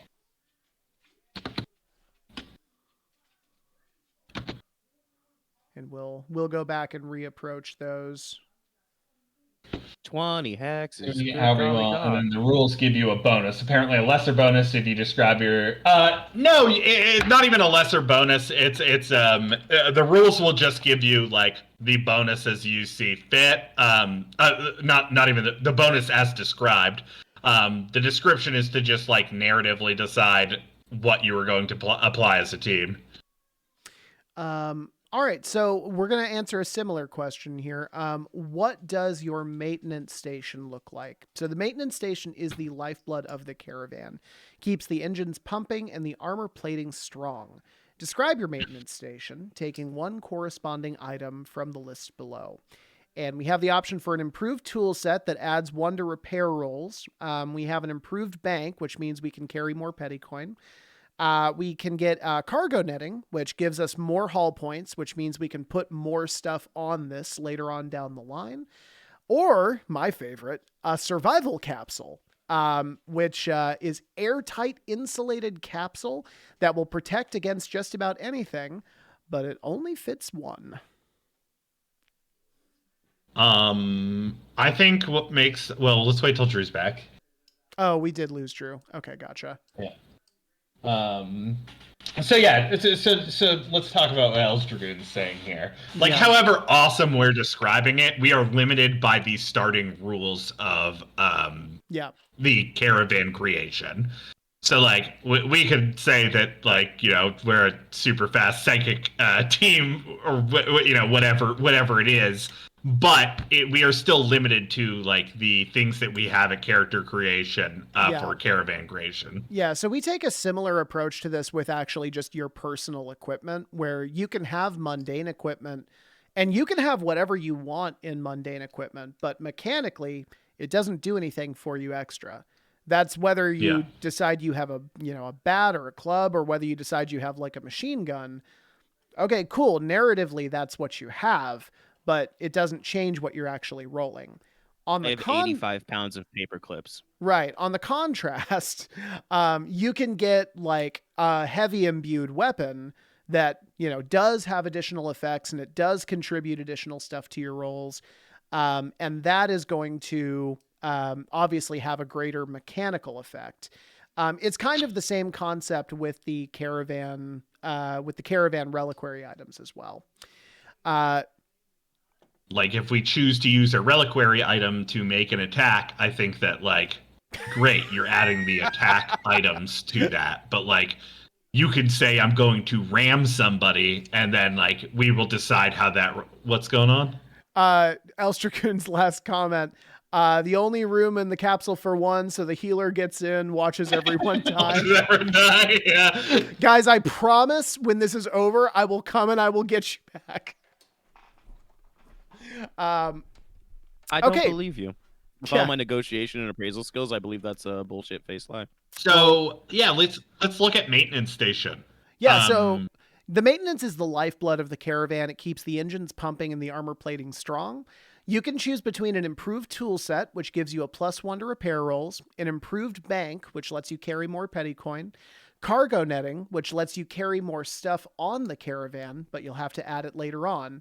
Or the survival capsule that Elstragoon is referencing in this comment, where one person can fit in, but it can survive just about anything. So, point about this, how these systems work is each bay has 3 points, and once 3 points are taken up, they get hit 3 times. They're out of commission. So your repair roll can repair those as you're fighting people, so can be a very important thing to have. Yeah. So I'm not gonna lie, I kind of like the survival capsule. Just narratively, I think that is a very fun idea. I think that it's something that we picked up and have been like constantly repairing on the side of the road. And like our NPC is very adamant about it, and they're like, just in case. And it's like very clear that they really just mean it for them. But I don't know. I'm partial to this item because it's selfish and fun. No, I mean I think that like all of us are. I mean, I think me and Taylor's characters are kind of the. I mean, they're hunty people, right? Like I feel like we could kidnap some folks with this thing, and that oh my god, and put them in it. That's a makeshift brig. See, I was gonna argue for improved bank just because with the amount of negotiation and appraisal that my character will give the party, we might actually need it. But if we can kidnap people and put them in a pod, I'm gonna put them in a pod. I mean, the only other thing I'd say is like we got a lot of shit on our ship. It might make sense that we would have an improved tool set. That does make sense. We do have like a sail and these like whatever thingies. Lots of things to go wrong. But I also think the survival capsule like fits all 3 of us, right? Like we're some bad mamma jammas. We're all very selfish characters, and I think that when my the character time projects as like a really good guy, like on LinkedIn. But when he gets home, he hasn't really like smiled at his wife. When the time comes for one of us to have to get into that thing, I really look forward to that scene because it's going to be start fighting each other over who gets to go in the capsule. Yeah, no, I'm very into it. See, I see like a really comical scene where like, since my character obviously isn't really equipped to fight, like, the negotiation just goes south and you two start fighting and I just kind of like, step back, and we have like we're negotiating for the captor that's in the pod, and I throw him out of the pod and get in it, and we lose the bait. And you guys are still fighting. I love Elf Dragoons. Put captives in it and then submerge it in poisonous lava. It's an impenetrable, really a hat on a hat on an that impenetrable one. prison. Like, Okay, I just cool. So argue with survival one of your capsule is the characters. one, yeah? Yeah. I want to Okay. argue with one of your characters and then do that with like your favorite thing. Yeah, I mean, I don't know. I don't think 12 is the kind of guy. I don't know. I think he's more of a fighter, to the death sort of thing. I do think he would kidnap the fuck out of people, though. And my character would always argue for it, like this is leverage and all that stuff. All right, and then so that's one right there. Another one. I like how we immediately turn this into a not so survival capsule. Like, no, we're gonna use this to kidnap people. Look, it's this is all about ingenuity. I like it. Drew, another thing to keep in mind here is we have 9 haul right now, and everything that we're taking takes up a haul point. Once we are over 9, we can't go anywhere. So you have to disable things, enable things. Yeah. Interesting. Yeah. And like if you're taking shit from a vault that you're hauling away, that kind of thing, that is also haul. That adds like a certain amount of strategy to like, hey, should we strip this thing down and go in for the big haul? That's neat. I really, really enjoy that because I like as a player that loves to play face characters, I really love the idea of like, hey, we all sit around by a campfire and hash this shit out. Like, how do we want to make this plan? I love that you keep saying that and bring that up about this game for a lot of reasons. Mainly because it's the thing we've been saying about this game for like 2 years is like, Corey and I are both very into like heist games where like you have to sit down and like plan out your strategy and it's like a lot of table talk. I love that part. Yeah, no, like that's very much what this is designed to stimulate. Like Strider and the Hobbits, you know, like sitting by the sitting by the little the candle in the corner of the tavern, like it's great. Okay, so reliquary item 3, what does your gunnery look like? So each gunnery contains a vehicle-mounted weapon. Describe where it is on the vehicle, what it looks like, and select one of the following weapons to place on the mount. Now, we already have light, medium, and imbued weapons. The difference with caravan weapons is that these are going to be significantly more powerful. So an example is a light imbued weapon normally really will just do like a single wound node, right? And each wound has 3 nodes, right? So you would have to hit somebody 3 times in order to inflict a whole wound. In this case, with a vehicle weapon, a light imbued weapon is 3 times as powerful. It does a full vehicle wound, right? Or 2 character wounds to a person, which basically means that unless they are the BBEG, that thing is going to take them out completely. Similarly, a medium imbued weapon does 3 character wounds. Explosives do 5 character wounds, which literally means that nobody who is a regular person would be able to survive a hit from one of these things. So we need to decide basically what kind of weaponry does this thing have? Let me take a look real quick. I off the bat want like a really precise long range railgun. I love that. I think that like I had this idea in my head of like just imagine just like an armored kind of like the kind of things that they move troops in like militaries, except cut like one side of the front end almost like completely off except for the ground, and that's like where the cockpit is because you guys want it like outside, and they're kind of rocking that. So if that guy's on like say the left side, then like offset to the right side on the top, there's like a giant fucking railgun. Yeah. All right. So it sounds then like what we would want is either a medium or well, it's not going to be explosive. So probably a medium imbued weapon, right? It's going to pack a gigantic punch. And it would take a little bit of extra time to reload between attacks because it is like a big railgun, right? Yeah, so basically it runs off magnets, so you'd have to more or less to shoot something like that to recharge the batteries, basically. You'd fry out the whole thing. I love that idea. I don't really have any comments, so I think medium imbued weapon. And then Yeah, we just would put in parentheses that's the rail gun. All right, cool. So those are our 3 stations. Each of those stations has 3 wound nodes. So once those are up, that station is no longer usable and it'll need to be repaired. We're going to move on now, though, to one of the primary functions in like regular play of the caravan. Um, in addition to providing overland travel, intel, and housing, caravans also generate additional dice that players can use to boost their rolls.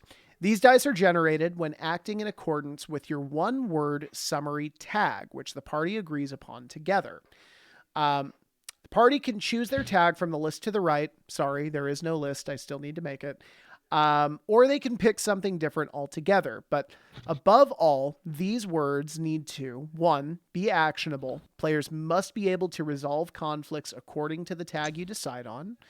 And 2, represent the general attitude of the caravan. Is your caravan super religious? Does it maintain order through wit? These should reflect the nature of your characters. So I want to go ahead and put a couple of suggestions out here. Kidnapping. Yeah, right.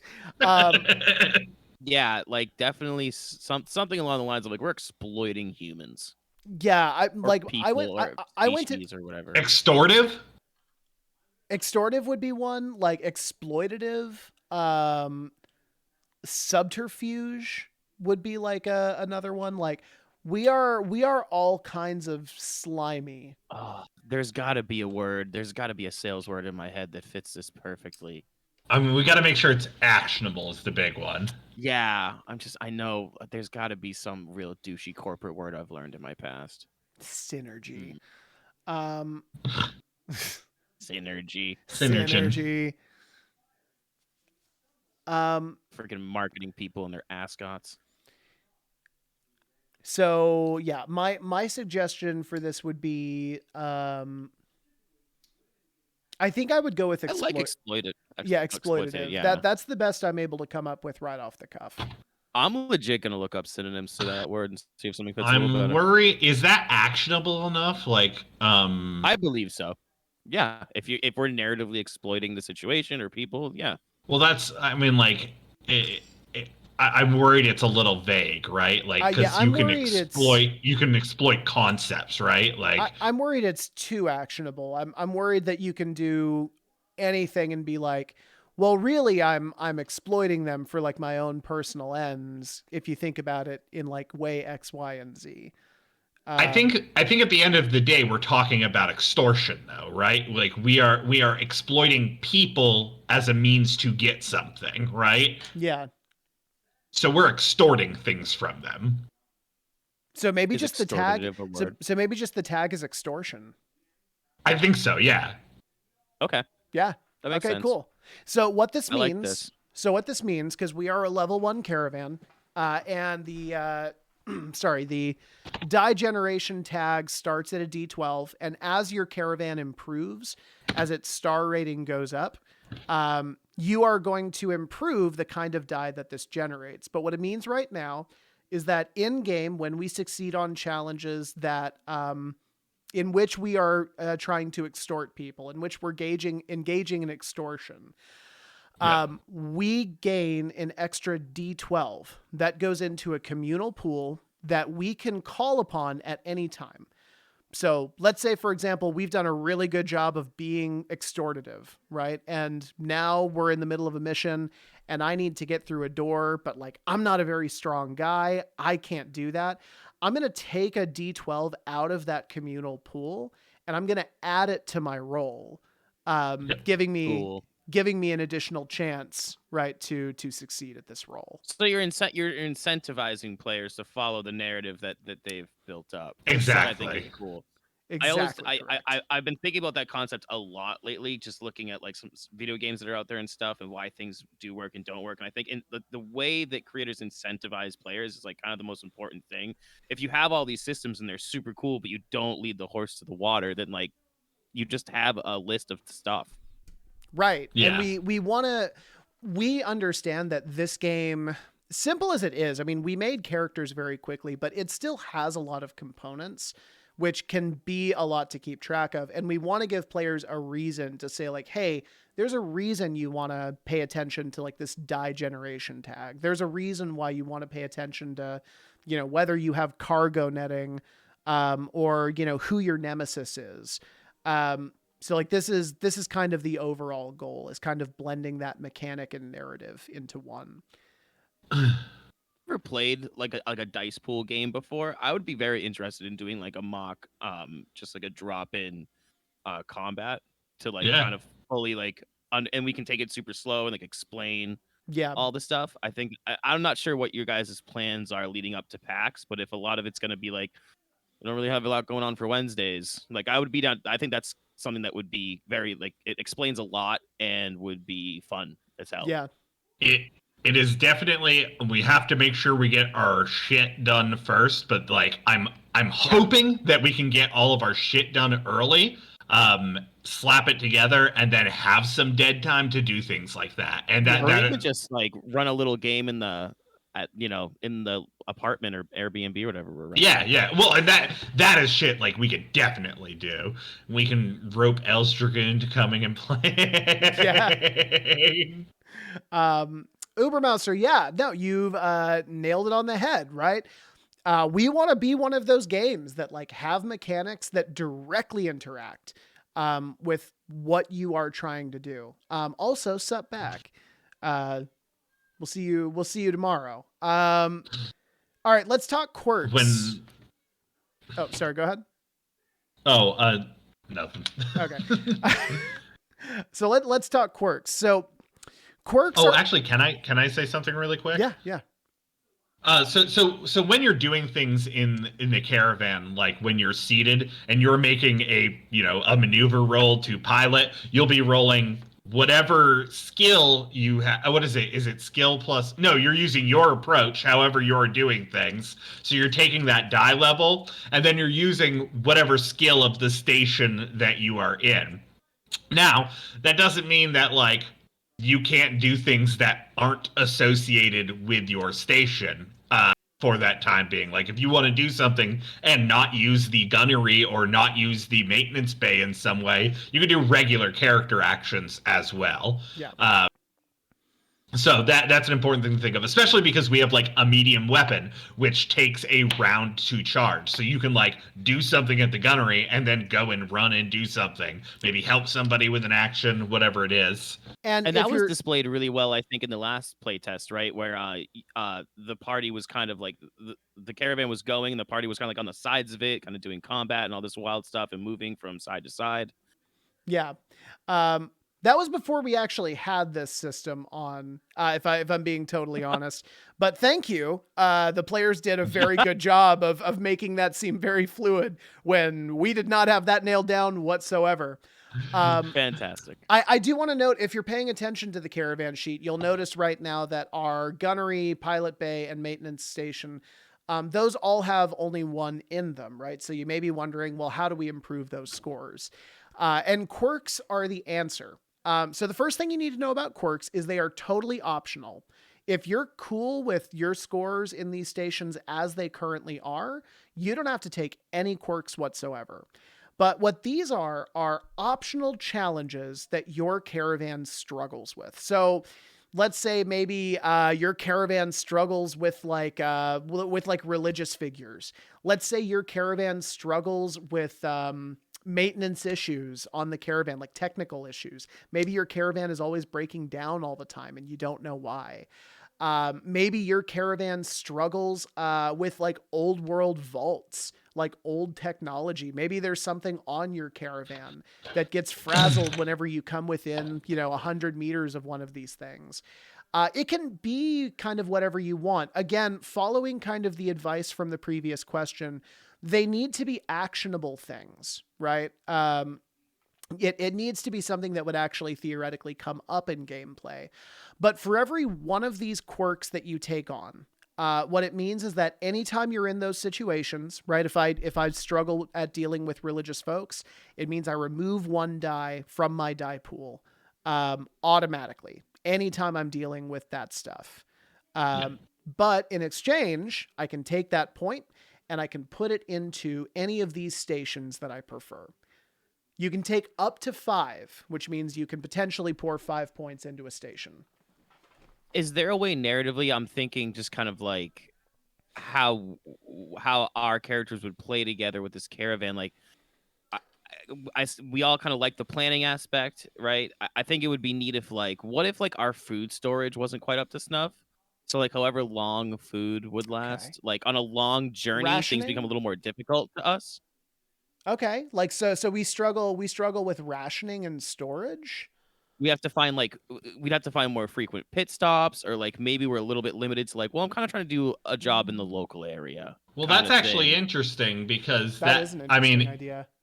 Well, so it means you could take on narrative in the same way that we have thrusters that do 2 times speed. You'd be taking on rationing issues, so maybe it costs double petty coin to feed people throughout the day, right? I like that. Rules as written right now, we don't have a way for that, but it's also we are going to be creating these reliquary, the stat block for making reliquary items. Taylor, that might be an interesting way to do narrative quirks as well.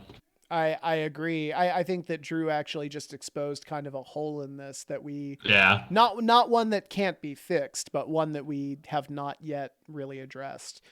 I mean, to be fair, I've ignored food and rations in every single TTRPG I've ever played. Well, so let's talk about that with contracts and stuff. It seems I never want to tell someone you haven't eaten a couple days, so now you have a negative. For me, it's here's more the thing: the caravan has to survive, kind of thing. So it costs petty coin to use shit, and that's what it is. So your coffers are your gas tank, basically. It is magical money. You put this money into your coffers. You can store up to 25. By the way, each of us spent all of our money, so we're starting with 0. So wherever we're rolling into town, we got to take a job. I love it. I am very small, which is and I have no money, so you can imagine the kind of stress that I am under. Yeah, I'm exactly like a salesperson. I spent all my money and I need to make another deal. Yeah. Well, and that's the game, right? That's the idea, is you're constantly spending all your money. And so Drew, to your point, rations are important in this. To feed everyone in the caravan, all 3 of us or 4 of us when you're counting dispatch, it costs 1 petty coin a day. Yeah. To move the caravan a day's worth of travel, it costs 1 petty coin a day. So you need 2 petty coin in order to make movement to places. So the idea that your idea of we have issues with rationing would be interesting, because you'd be doubling that, right? Right. We need to spend 2 petty coin a day to feed everyone because we have issues rationing, which I think is an interesting narrative approach to that. I actually like that quite a bit. It also just ties into capitalism and consumerism and gluttony too, right? We're just we just eat it all. I actually want to use that for our caravan. It's a note for me going back into this. I'm definitely going to need to edit stuff like that to make that mechanically feasible. But if you guys want to go with rationing, I'm really into that idea, and just saying it costs 2 petty coin to feed everyone. Yeah, I think we have the space for it. You can just put that in the quirk section. Absolutely, you could. Yeah. Yeah, I'm into that idea. Cool. I really like that one. I think it gives them more we really have to make sure this is worth it aspect to how we pick jobs. I would like to do, because here's the thing, I would like to include something about we are all actively being pursued by our enemies. These aren't passive enemies that we see. These are people who are sending mercenaries after each of us, right? Yeah, very much. We have a witch hunter, the head of some corporation in Orod, and then Taylor, an AI that is sending these mechanized mercenaries after us. I don't think we can move subtly very easily. Okay. We are on the radar of people, right? So we take a -1 to any time we try to move quickly, is what you're saying? I think whenever we try to sneak or something, right? Like we're noticeable. We have mercenaries on our tail. Yeah. Okay. Yeah. And No, I'm into Elstergren, that. I totally agree with that too. Like giving back into your character creation credits. And and in Yeah. addition to that, I really like the fact because whenever I see this kind of stuff, I'm always like, like I gotta take a bad trait. I love that But shit. but the fact that it's totally optional, I think, is by far the best Yeah. way to go. Because here's the perfect example. Yeah. Corey loves it. I'm like, now I just feel negative about decisions I'm being forced to make, right? Yeah. So I think that that's neat. That you can be like, well, we have a gap here. Well, what if we just find some weird, quirky thing about our thing, and then we can the put a answer, point into where we have a gap? I mean, the answer is, I mean, you're really just picking your poison, right? Because if you don't like the quirks, then you're going to end up, and you don't take any of them, you're going to end up with a 1 in all your stations, which isn't inherently bad, right? But it just means that it's maybe going to be a little bit more difficult to make rolls from those stations, depending on what you're trying to do, right? So you're really just deciding what challenge you want to be taking on, but it just gives you the option of selecting which one you want to go with. I would also narratively say that like our stuff breaks all the time just because we have so much of it. I think that's been mentioned before. Yeah, I kind of like that problems. too. Yeah. Yeah, like this. Oh, great. Well, the wheels are working, but now the sail's not working great, and now the crawler arms aren't working. So 3 then. So right? survival pod hasn't worked forever. So we'll do noticeable, and that is minus the stealth.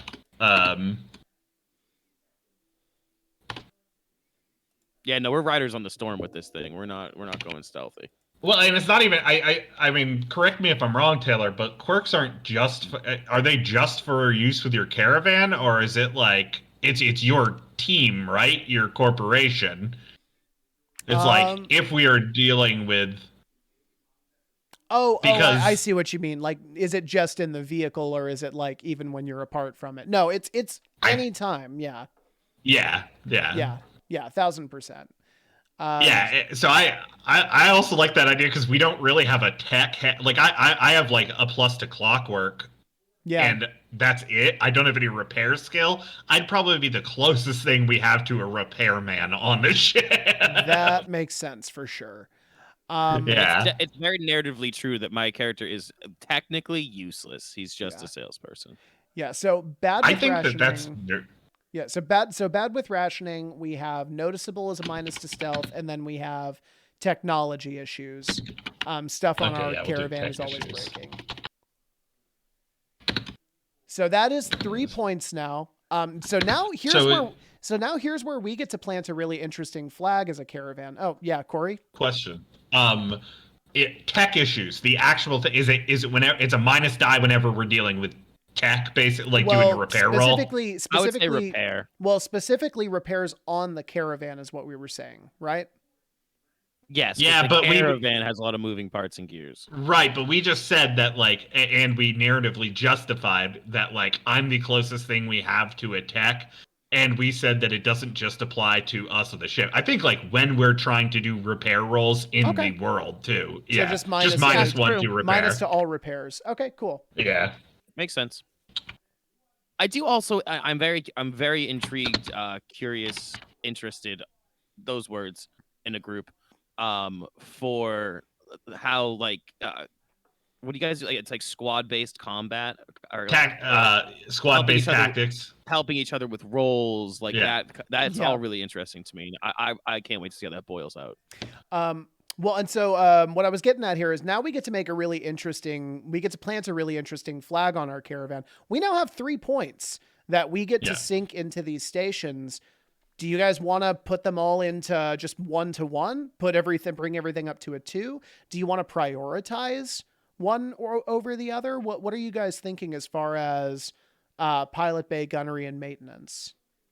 Thinking narratively, I would, because we have a big sweet railgun, I'd put 2 into gunnery and then 1 into pilot because we have so many different terrain stuff, and I'd leave maintenance alone because we just, we very clearly aren't good at maintenance. So narratively, that's what I would do personally. That actually makes a lot of sense. Your point about maintenance, absolutely, yeah. I'm stuck between whether I want to put 2 into pilot or gunnery. I'd say gunnery. I mean, that's what 12 would say. Yeah, I think actually with all the people coming after us, I think we really want that railgun. Yeah. Yeah. Okay, cool. So gunnery is now a 3, pilot is a 2, and maintenance is a 1. Cool. And we are moving on to our final caravan question. Well, and this one we should state because I think we've talked about Taylor. We want to build this out a bit more. A little bit. We've actually built this question out a little bit already. But so we're going to determine who our NPC is with us on the ship. So this is dispatch. This is who do you work with? Your dispatch is the only NPC member of the caravan, while the main responsibility of dispatch is to provide you with much needed intel while you're in the field. Dispatchers can perform one of 3 specialized actions, which players need to select. So one is developing new gear. For every new contract, your dispatch will provide you with a special one-use item designed by the archivist. 2, providing contract leads. Now, each contract has an improved element benefiting the party. And then 3, providing security. Your caravan cannot be overtaken while you're away on a mission. Yeah. Me first. Go for it. Yeah. Definitely the leads. Definitely leads. Contract So- leads. This is not a question so much as these are actions that you can have active at any time. Yeah, that's what. Yeah, I want. So, as a salesperson, if I could just like generate a leads list every time, you know what I mean? Every time we take a contract. So what Corey is getting at is that these can actually be reassigned at any point during the game. We're just selecting. Oh, I thought you had to pick one. Well, you do. You're going to pick one starting out. But the difference is, let's say we start with the leads, for example, and then we decide, you know what? Actually, we need to provide security. Whatever special element the contract provided for us then gets reverted back to what it normally would have been. Yeah. Even if we've already Okay. signed that contract. So per contract, you pick one of these things. Exactly. Well, essentially, yeah, because like, so say like you got an extra bonus, like if you complete this, per this contract, you get this extra thing, and we did that using the leads. If we take leads off in order to give ourselves one-use items, that's no longer relevant. We don't have that on our contract anymore, so it's worthwhile to hold out for it because we still have the hookup, basically.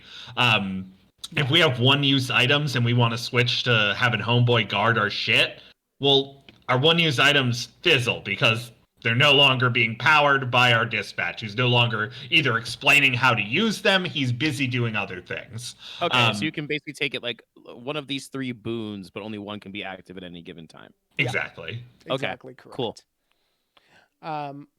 So the question really is just A, who is this person? And B, what's the thing we want to have them start out doing for us?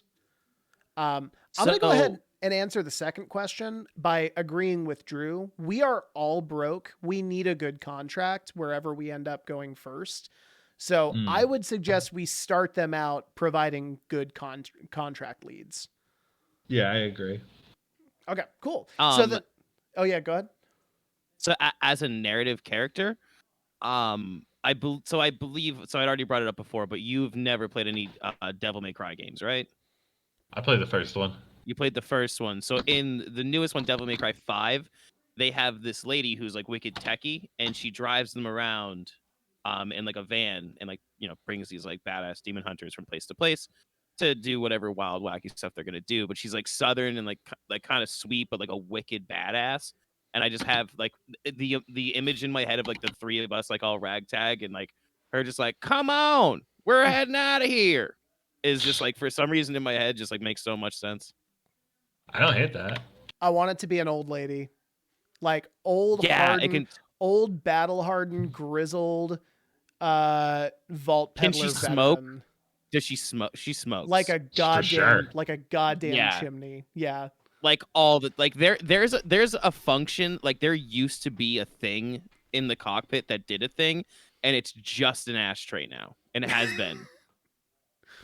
She uses the motor as a cigarette lighter. She literally like holds it down like near where like the turbines are like pumping or whatever in order to like light cigarettes. 1,000%. Max Mom from Always Sunny. Yes. McNancy Yeah. comes Yeah. in. She's in just the... got that scowl, like wicked bad. Yeah, McNancy, okay. She's we're smoking so glad to like see you. stogies. She's just constantly on the radio, making calls, making connections, bringing us into places. I'm gonna go ahead and And say she's getting frustrated, like stubbing at her cigarettes and stuff like that.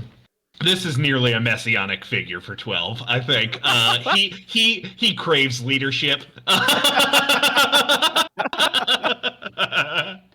Craves it. Love that.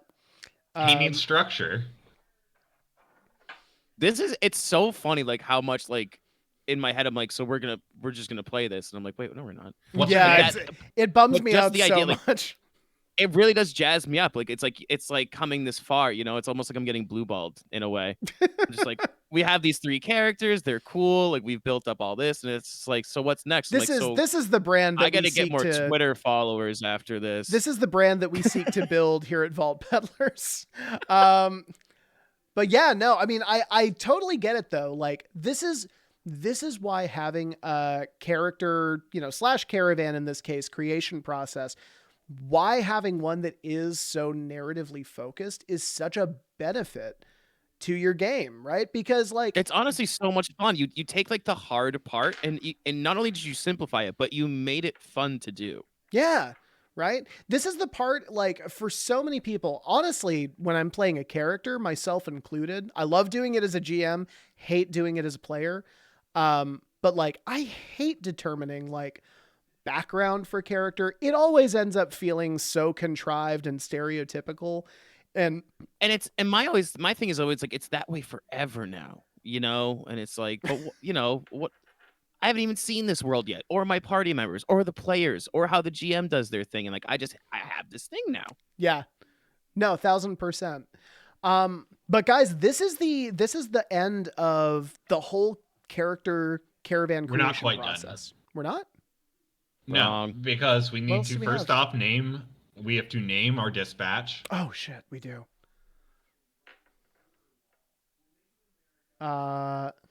Ethel. Missed that last part. I want to name her something like it's like a nickname, like Mama something. I like, yeah, I was gonna say like something like, I was initially thinking Mama, like Mama Pat or like Mama, like something like that. I like just the title of like either Mama or Miss or Madam or something, like just straight up, Midge. just because. What if it's Mama Midge? Just Miz. Midge. Ma'am. Mama Midge. I like ma'am quite a bit. It would be. It's funny from like a sketch comedy point of view, where like we're like 5 episodes in, you're just like, do they never actually say that person's name? And they're always like, ma'am. Ma'am. I like that. I kind of like ma'am. Yeah. And then like if someone like, because she's all curmudgeon, like if someone like breaks into the ship, she pulls out some like crazy looking like space cat, and she's just like, they're like, what's your name? And she's like, ma'am. Bang. Yeah, I like that. Yeah, hell yeah. All right, and then what else do we have? We gotta have to name our caravan, and that's it. We have to name it. Oh, okay. I ironically call it the Long Strider. This is my least favorite thing to do, because it's such a narrative flag to plant in the ground. Like, we're putting a name on stuff. Like, do we go funny with it? Do we go straight with it? Like, I don't know. We're not a very funny group. Yeah. Well, but that's what makes it funny when you do it, right? It's the contrast. It's the conflict between very serious characters and a fucking ridiculous name. Like, yeah, I just don't think these cats would name it something funny. I think the big question is Hammer. The big question is, did Ma'am name it or did we name it? Is it Ma'am's ship? Gets it, random generator. Whose ship? I always take inspiration from random generator. Like I click it a bunch of times and I start to kind of like amalgamize them in my head. Yeah. I mean, let's think about it. It's a skiff. Like, sands, like, it is essentially a sand skiff. It's a rock crawler. It is inspired by the Age of Sail. We are a group that specializes in extortion and kidnapping, and we are hunted. Why don't So we? let's keep. Why don't we like feminize it like a boat? Like how like dudes are always like, oh, she purrs good, stuff like that. So like That you'll have people description always alone. because you know what it is. I feel like ma'am or ma, whatever we decided Ma'am. on, gets to name the ship because it's like it's her. You know what I mean? It's like her thing. So Yeah, is I it feel like it so? would have some kind of. Well, so this was my question: is it Ma'am's ship?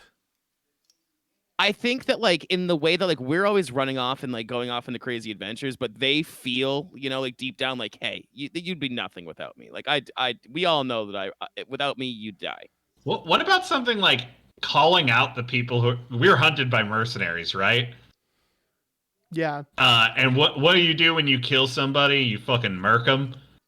What if it's just the merc, kind of as like a threat to those coming in, and about like what we are going to do? I like the idea of kind of on what you were saying, but kind of flipping it towards the opposite. Like, so you're trying to hunt someone down, right? And like, what's the worst thing to happen when you're hunting someone down? You're following a red herring. Ooh, I like Call that. the caravans I the red like herring. that. The red herring. Yeah. Yeah. That's really Crimson good. Fish. I Because like we're that a always on the lot. run and we're always trying to, shice our way into this and that. There you go. Yeah, that really fits the subterfuge like aspect of this group. I'm actually very into the red herring. That's a cool name. There you go. To me. Hell yeah. All right. And now we're good, correct? Yeah. Okay, cool. So that I wasn't sure if I had missed like The a lazy central Sunday. I That's wasn't actually very funny. the lazy Sunday. Hell yeah. Yeah, just because like it's such like a in my head anyway. Eba is like such a volatile world that it's just like, oh well, back out into the storm. Just another lazy Sunday. That is very good. I love that. Oh man. So yeah, I mean that is basically it. Once you are at this stage, you're ready to go to go out a vault peddling, my boy. Yeah. Unfortunately, Do we want to recap all our characters and ma'am and like the caravan real quick? Yeah, I think that works. About 9 minutes left. Yeah, I think that's a good time frame. Let me get my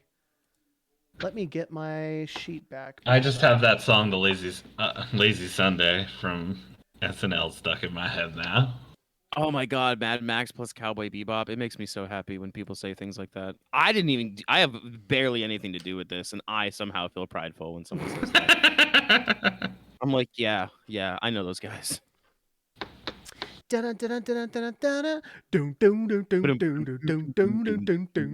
okay. I'm down with inventing Mad Max plus Cowboy Bebop. Like, I'm into that. So. Yeah. Okay, cool. So I'll go first. So my character's name is Mora. They are a builder and they go by they, them pronouns. They came into this group because they kind of needed to find safety in numbers, which they aren't super psyched about. And also because they needed an opportunity to kind of get away from their gallery. They found kind of a back door into an old world vault filled with pre-collapse technology. They don't really understand any of it, but they did manage to get a couple of pre-collapse documents, which the GM, the archivist, would basically give me like a rundown of what those documents are. And they kind of made free with them, which is a Bender way of saying that they stole them. Ever since then, the AI that lives in that vault has been sending mechanized mercenary drones after me. So far, I've been able to either elude or eliminate any of the ones that I've come into contact with, but each time they come back a little bit stronger and a little bit better, having learned from the previous drone's encounter with me. As a result, I am kind of a begrudging member of this caravan until I feel like it's safe to return back to my gallery, at which time I more than likely will. And that's Mora. Badass. So my character, their name is Akron Vanderscythe. They were, what is it, Orid? Is that what it's called? Yeah. So they were a corporate salesperson in Orid, and they more or less sold a bad deal to another kind of rival corporation, knowingly knowing the product wouldn't work with the solution that they needed. And when the deal went south, they purposefully used their boss as the scapegoat, whose name was Derringer Swordcane. And now they're hunting me forever. And the more I'm realizing how much I'm just making this character after myself, I'm going to throw in some extra flavor that how I met these two was one of my friends pointed them out at a bar and was like, these guys could use a guy like you. Ooh, that's interesting. They're crazy. They're out there doing their thing, but they're just not organized enough to make the money that they need to make. I mean, 100%. Yeah, no, I have no comment. That's absolutely correct. The parallels were just forming in my head for the past couple minutes. I was like, huh, I really got lazy with this one, didn't I? I was like, hey, it's just happened. It happened like in the past 6 months. I'm just going to make a character based off of that. I mean, to be fair, my character is also very similar to my life. And what a great segue to Corey's character. I was actually just thinking too while Drew was talking. Orod is it is Las Vegas plus Vatican City, which is I think maybe hell yeah. Yeah, dude. I bet with religious tokens. That's what's up. 100%. So my character's name is 12. He is a witch hunter from the Baronry of the Mechanized Vault, which is a Polutar regency beneath the poisoned waves of Iba. He was basically a geneticist that used genetics to hunt down people who are improperly using genetics, and in doing so, improperly used genetics, which is a big faux pas in the culture.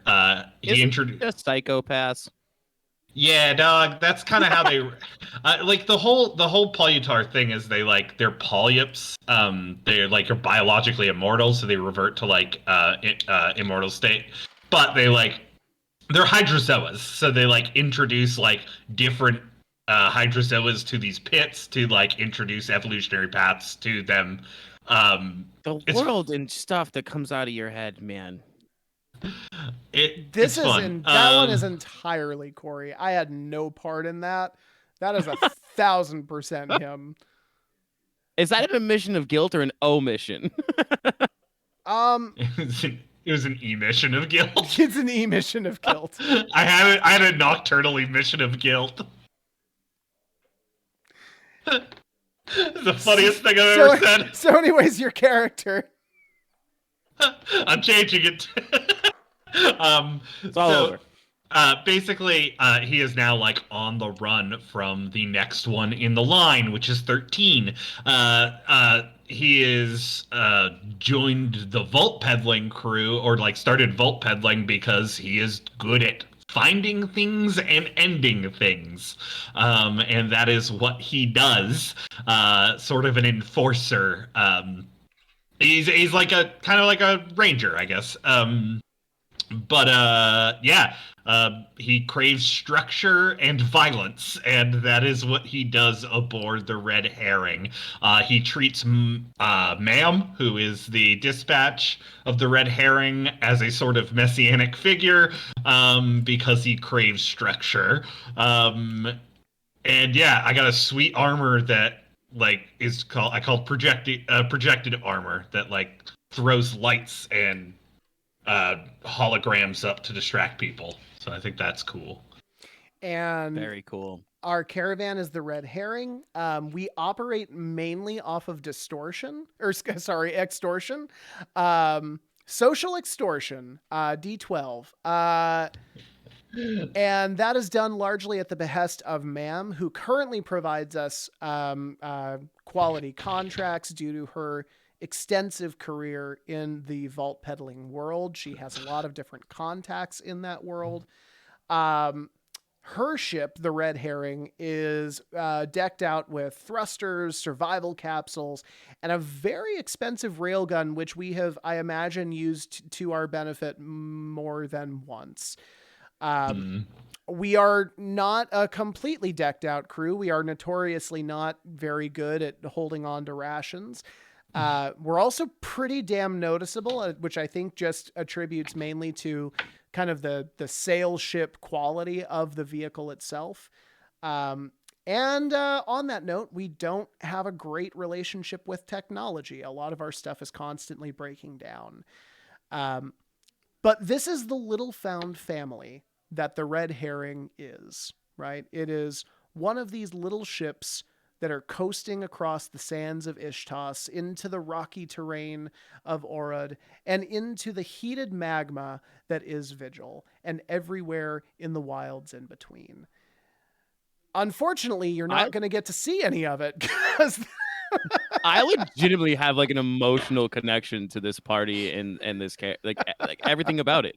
It's so crazy. Like it really is. It's like when you like just delete a lyric you wrote 5 years ago and you're like, it's finally time. I've never put it into any song and you just delete it forever. I've never done that. It's like that, but it happened in 2 sessions. Yeah. Well, I'm obviously, Drew, very happy to have you on. Thank you so much for coming on. Of course. And thank you so much for having me. Yeah, of course. And we're glad that you like the system so much. Yeah. So I'm not gonna lie, I really wanted to rip you guys a new one. I wanted to like find ways to help improve the system, poke holes in it, but like for the record, you've actually pointed out several things that I'm going to need to go back and fix. So don't be too hard on yourself.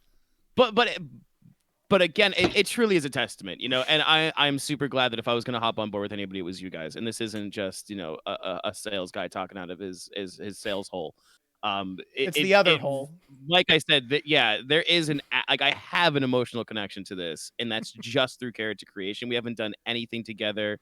We haven't played a game. We haven't like sat down in like a dingy bar and like talked it out. We haven't done anything. Just through narrative character creation and the way that you guys have it set up, I'm like, this is badass. This is already fun, and that's I would, you know, I would hang my hat on that if I were you guys. Character creation can get crunchy and boring, can take a whole session, and this was just a lot of fun.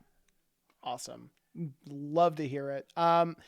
And for those of you out there watching who maybe feel the same way, just as a heads up, we're going to be moving into playtesting right after we are back from PAX Unplugged. All 3 of us are going, coming in December. And then once we're back, we're probably going to be mostly a playtesting channel, or at least that's what we want to do, assuming we can get an adequate number of playtesters. So please reach out to us if you think that you are a good fit for this group. We would love to have you on.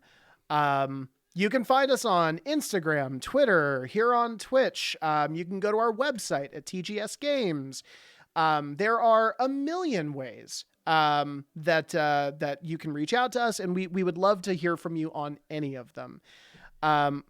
But just as a final ending call sign here, we are TGS Games. Every Wednesday we do this. We make and test out elements of our flagship tabletop RPG game, Vault Peddlers.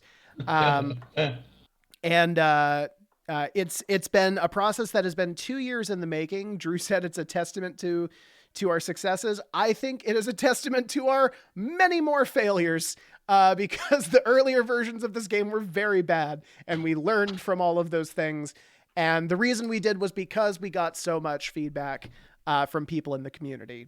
In all seriousness, we cannot thank people enough for commenting on these things. Elstracoon, McNancy, you guys have been incredible, giving us the suggestions that you have been. And if you've just been watching and just kind of following along, we appreciate that you're here too. Thank you so much for your time. If you like what you see on these channels, give us a follow. It helps us out a ton. Give us a follow on Twitter, and check out the new stuff that we're getting moved on here. We're actually in the process of making a very special little toy that is going to go check out another Twitter.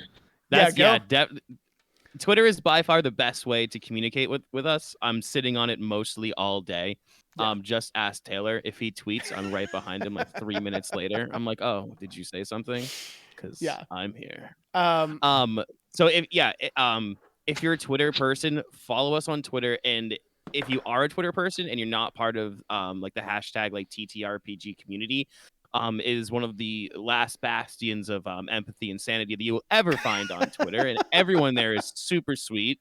So go be friends with those people. They're the people you want to be friends with. They'll love you, you'll love them back, and it's a great time. Come check it out there. So we do a ton of stuff. We do it kind of rapid fire. We do it kind of all over the place. But the best place to stay up to date is on Twitter, and we love to have you, and we love to chat with you, and we'd love to see you at PAX as well. Yeah, I'll give you a free mini. Yeah, and if you mention at Vesmirn, you get 2, because you have to bring one back for them because they're my special friend. Fair. I know, else I hate it too, except for the fact that I specifically, one, it's not my Twitter account, so I can detach completely. That helps. And 2, I haven't seen or heard a single negative or even overcorrecting thing. Like, it's been super down the middle, and everyone there is just trying to get their projects out, and everyone there is super cool. Like, if you're not a Twitter bro and you want to get like some followers fast, I will definitely, you'll get like 6, dude. It's okay. You'll get 6 free minis. Elstragoon, if you think you're not getting a free mini, you're out of your mind. He might kill me.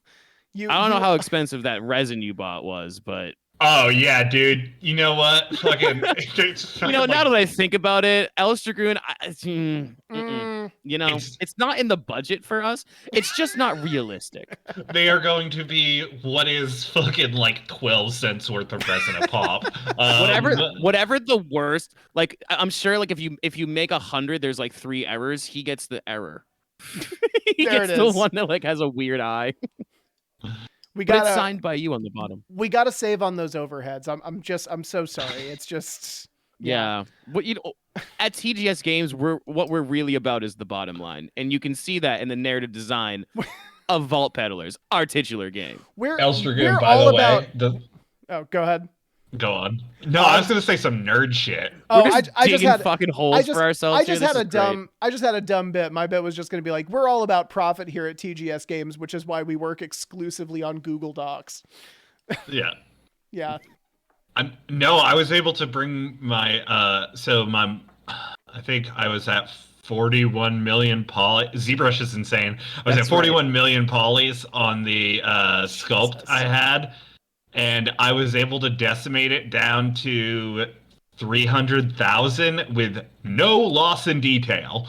ZBrush is insane. So to cap us off, is it possible to pull up some of those render images on screen before we hop off? Because I don't want to accost Elstragoon with Twitter if he doesn't have to be there. But that's where they are. Otherwise, possible. Hang on for me 1 second. Well, we can just drop him in the Discord and he can just see him there too. He's seen him. Oh, he has seen him. Well, yeah. Get minis then. I threw him right at him. All about that petty coin. That's right. Did you put them in the? No. Well, I got render. No, I got you. Here, check it out. What is going on? Yeah, who needs them? Interesting. I don't even know. Isn't he running most things? I don't know. Taylor, are you still here? Oh, I see what I did. Hang on.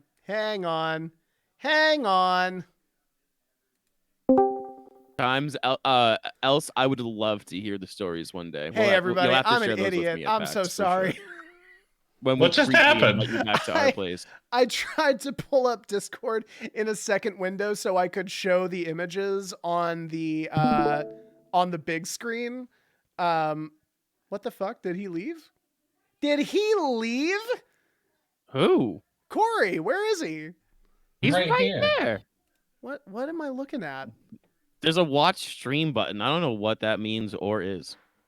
It's my fucking render image. Oh, that's screen share. I see. Okay, so it's your render image. The reason I was trying to But get it's it in, so now on stream it's just in one of the little. it's in all three of the windows, right there, right there. Leave it That's right actually there. kind of cute as hell, bro. That's actually pretty good. That works out so well. Well, kind of. You know what? You know how badass that half cut off image is in the middle. If you look at the stream, Right? that's that's a branding thing right It's got there. the staff centered perfectly. Like that's actually very good. The eye is in like what do they call it? The magical quadrants or whatever of like. No, the rule of three or whatever. golden rule of spiral. thirds. Yeah, Gold spiral. golden spiral. Anyways, I do think that is it for tonight's stream. Thank you all so much for following along and checking us out. We will see you. Our next stream is next Tuesday. Corey's going to be doing another concept art stream. Also, for those of you who have been waiting for our background ballads uploads, I'm so sorry for the delay. We are working on it. I will have them up soon. I'll only give you slight public digs twice a week. Okay, cool. I may need more, but either way, they are coming. You have my apologies. Okay, so that is it. I'm rambling at this point. Thank you again so much for watching, and we will see you guys next week. Bye. Goodbye. Bye. Okay.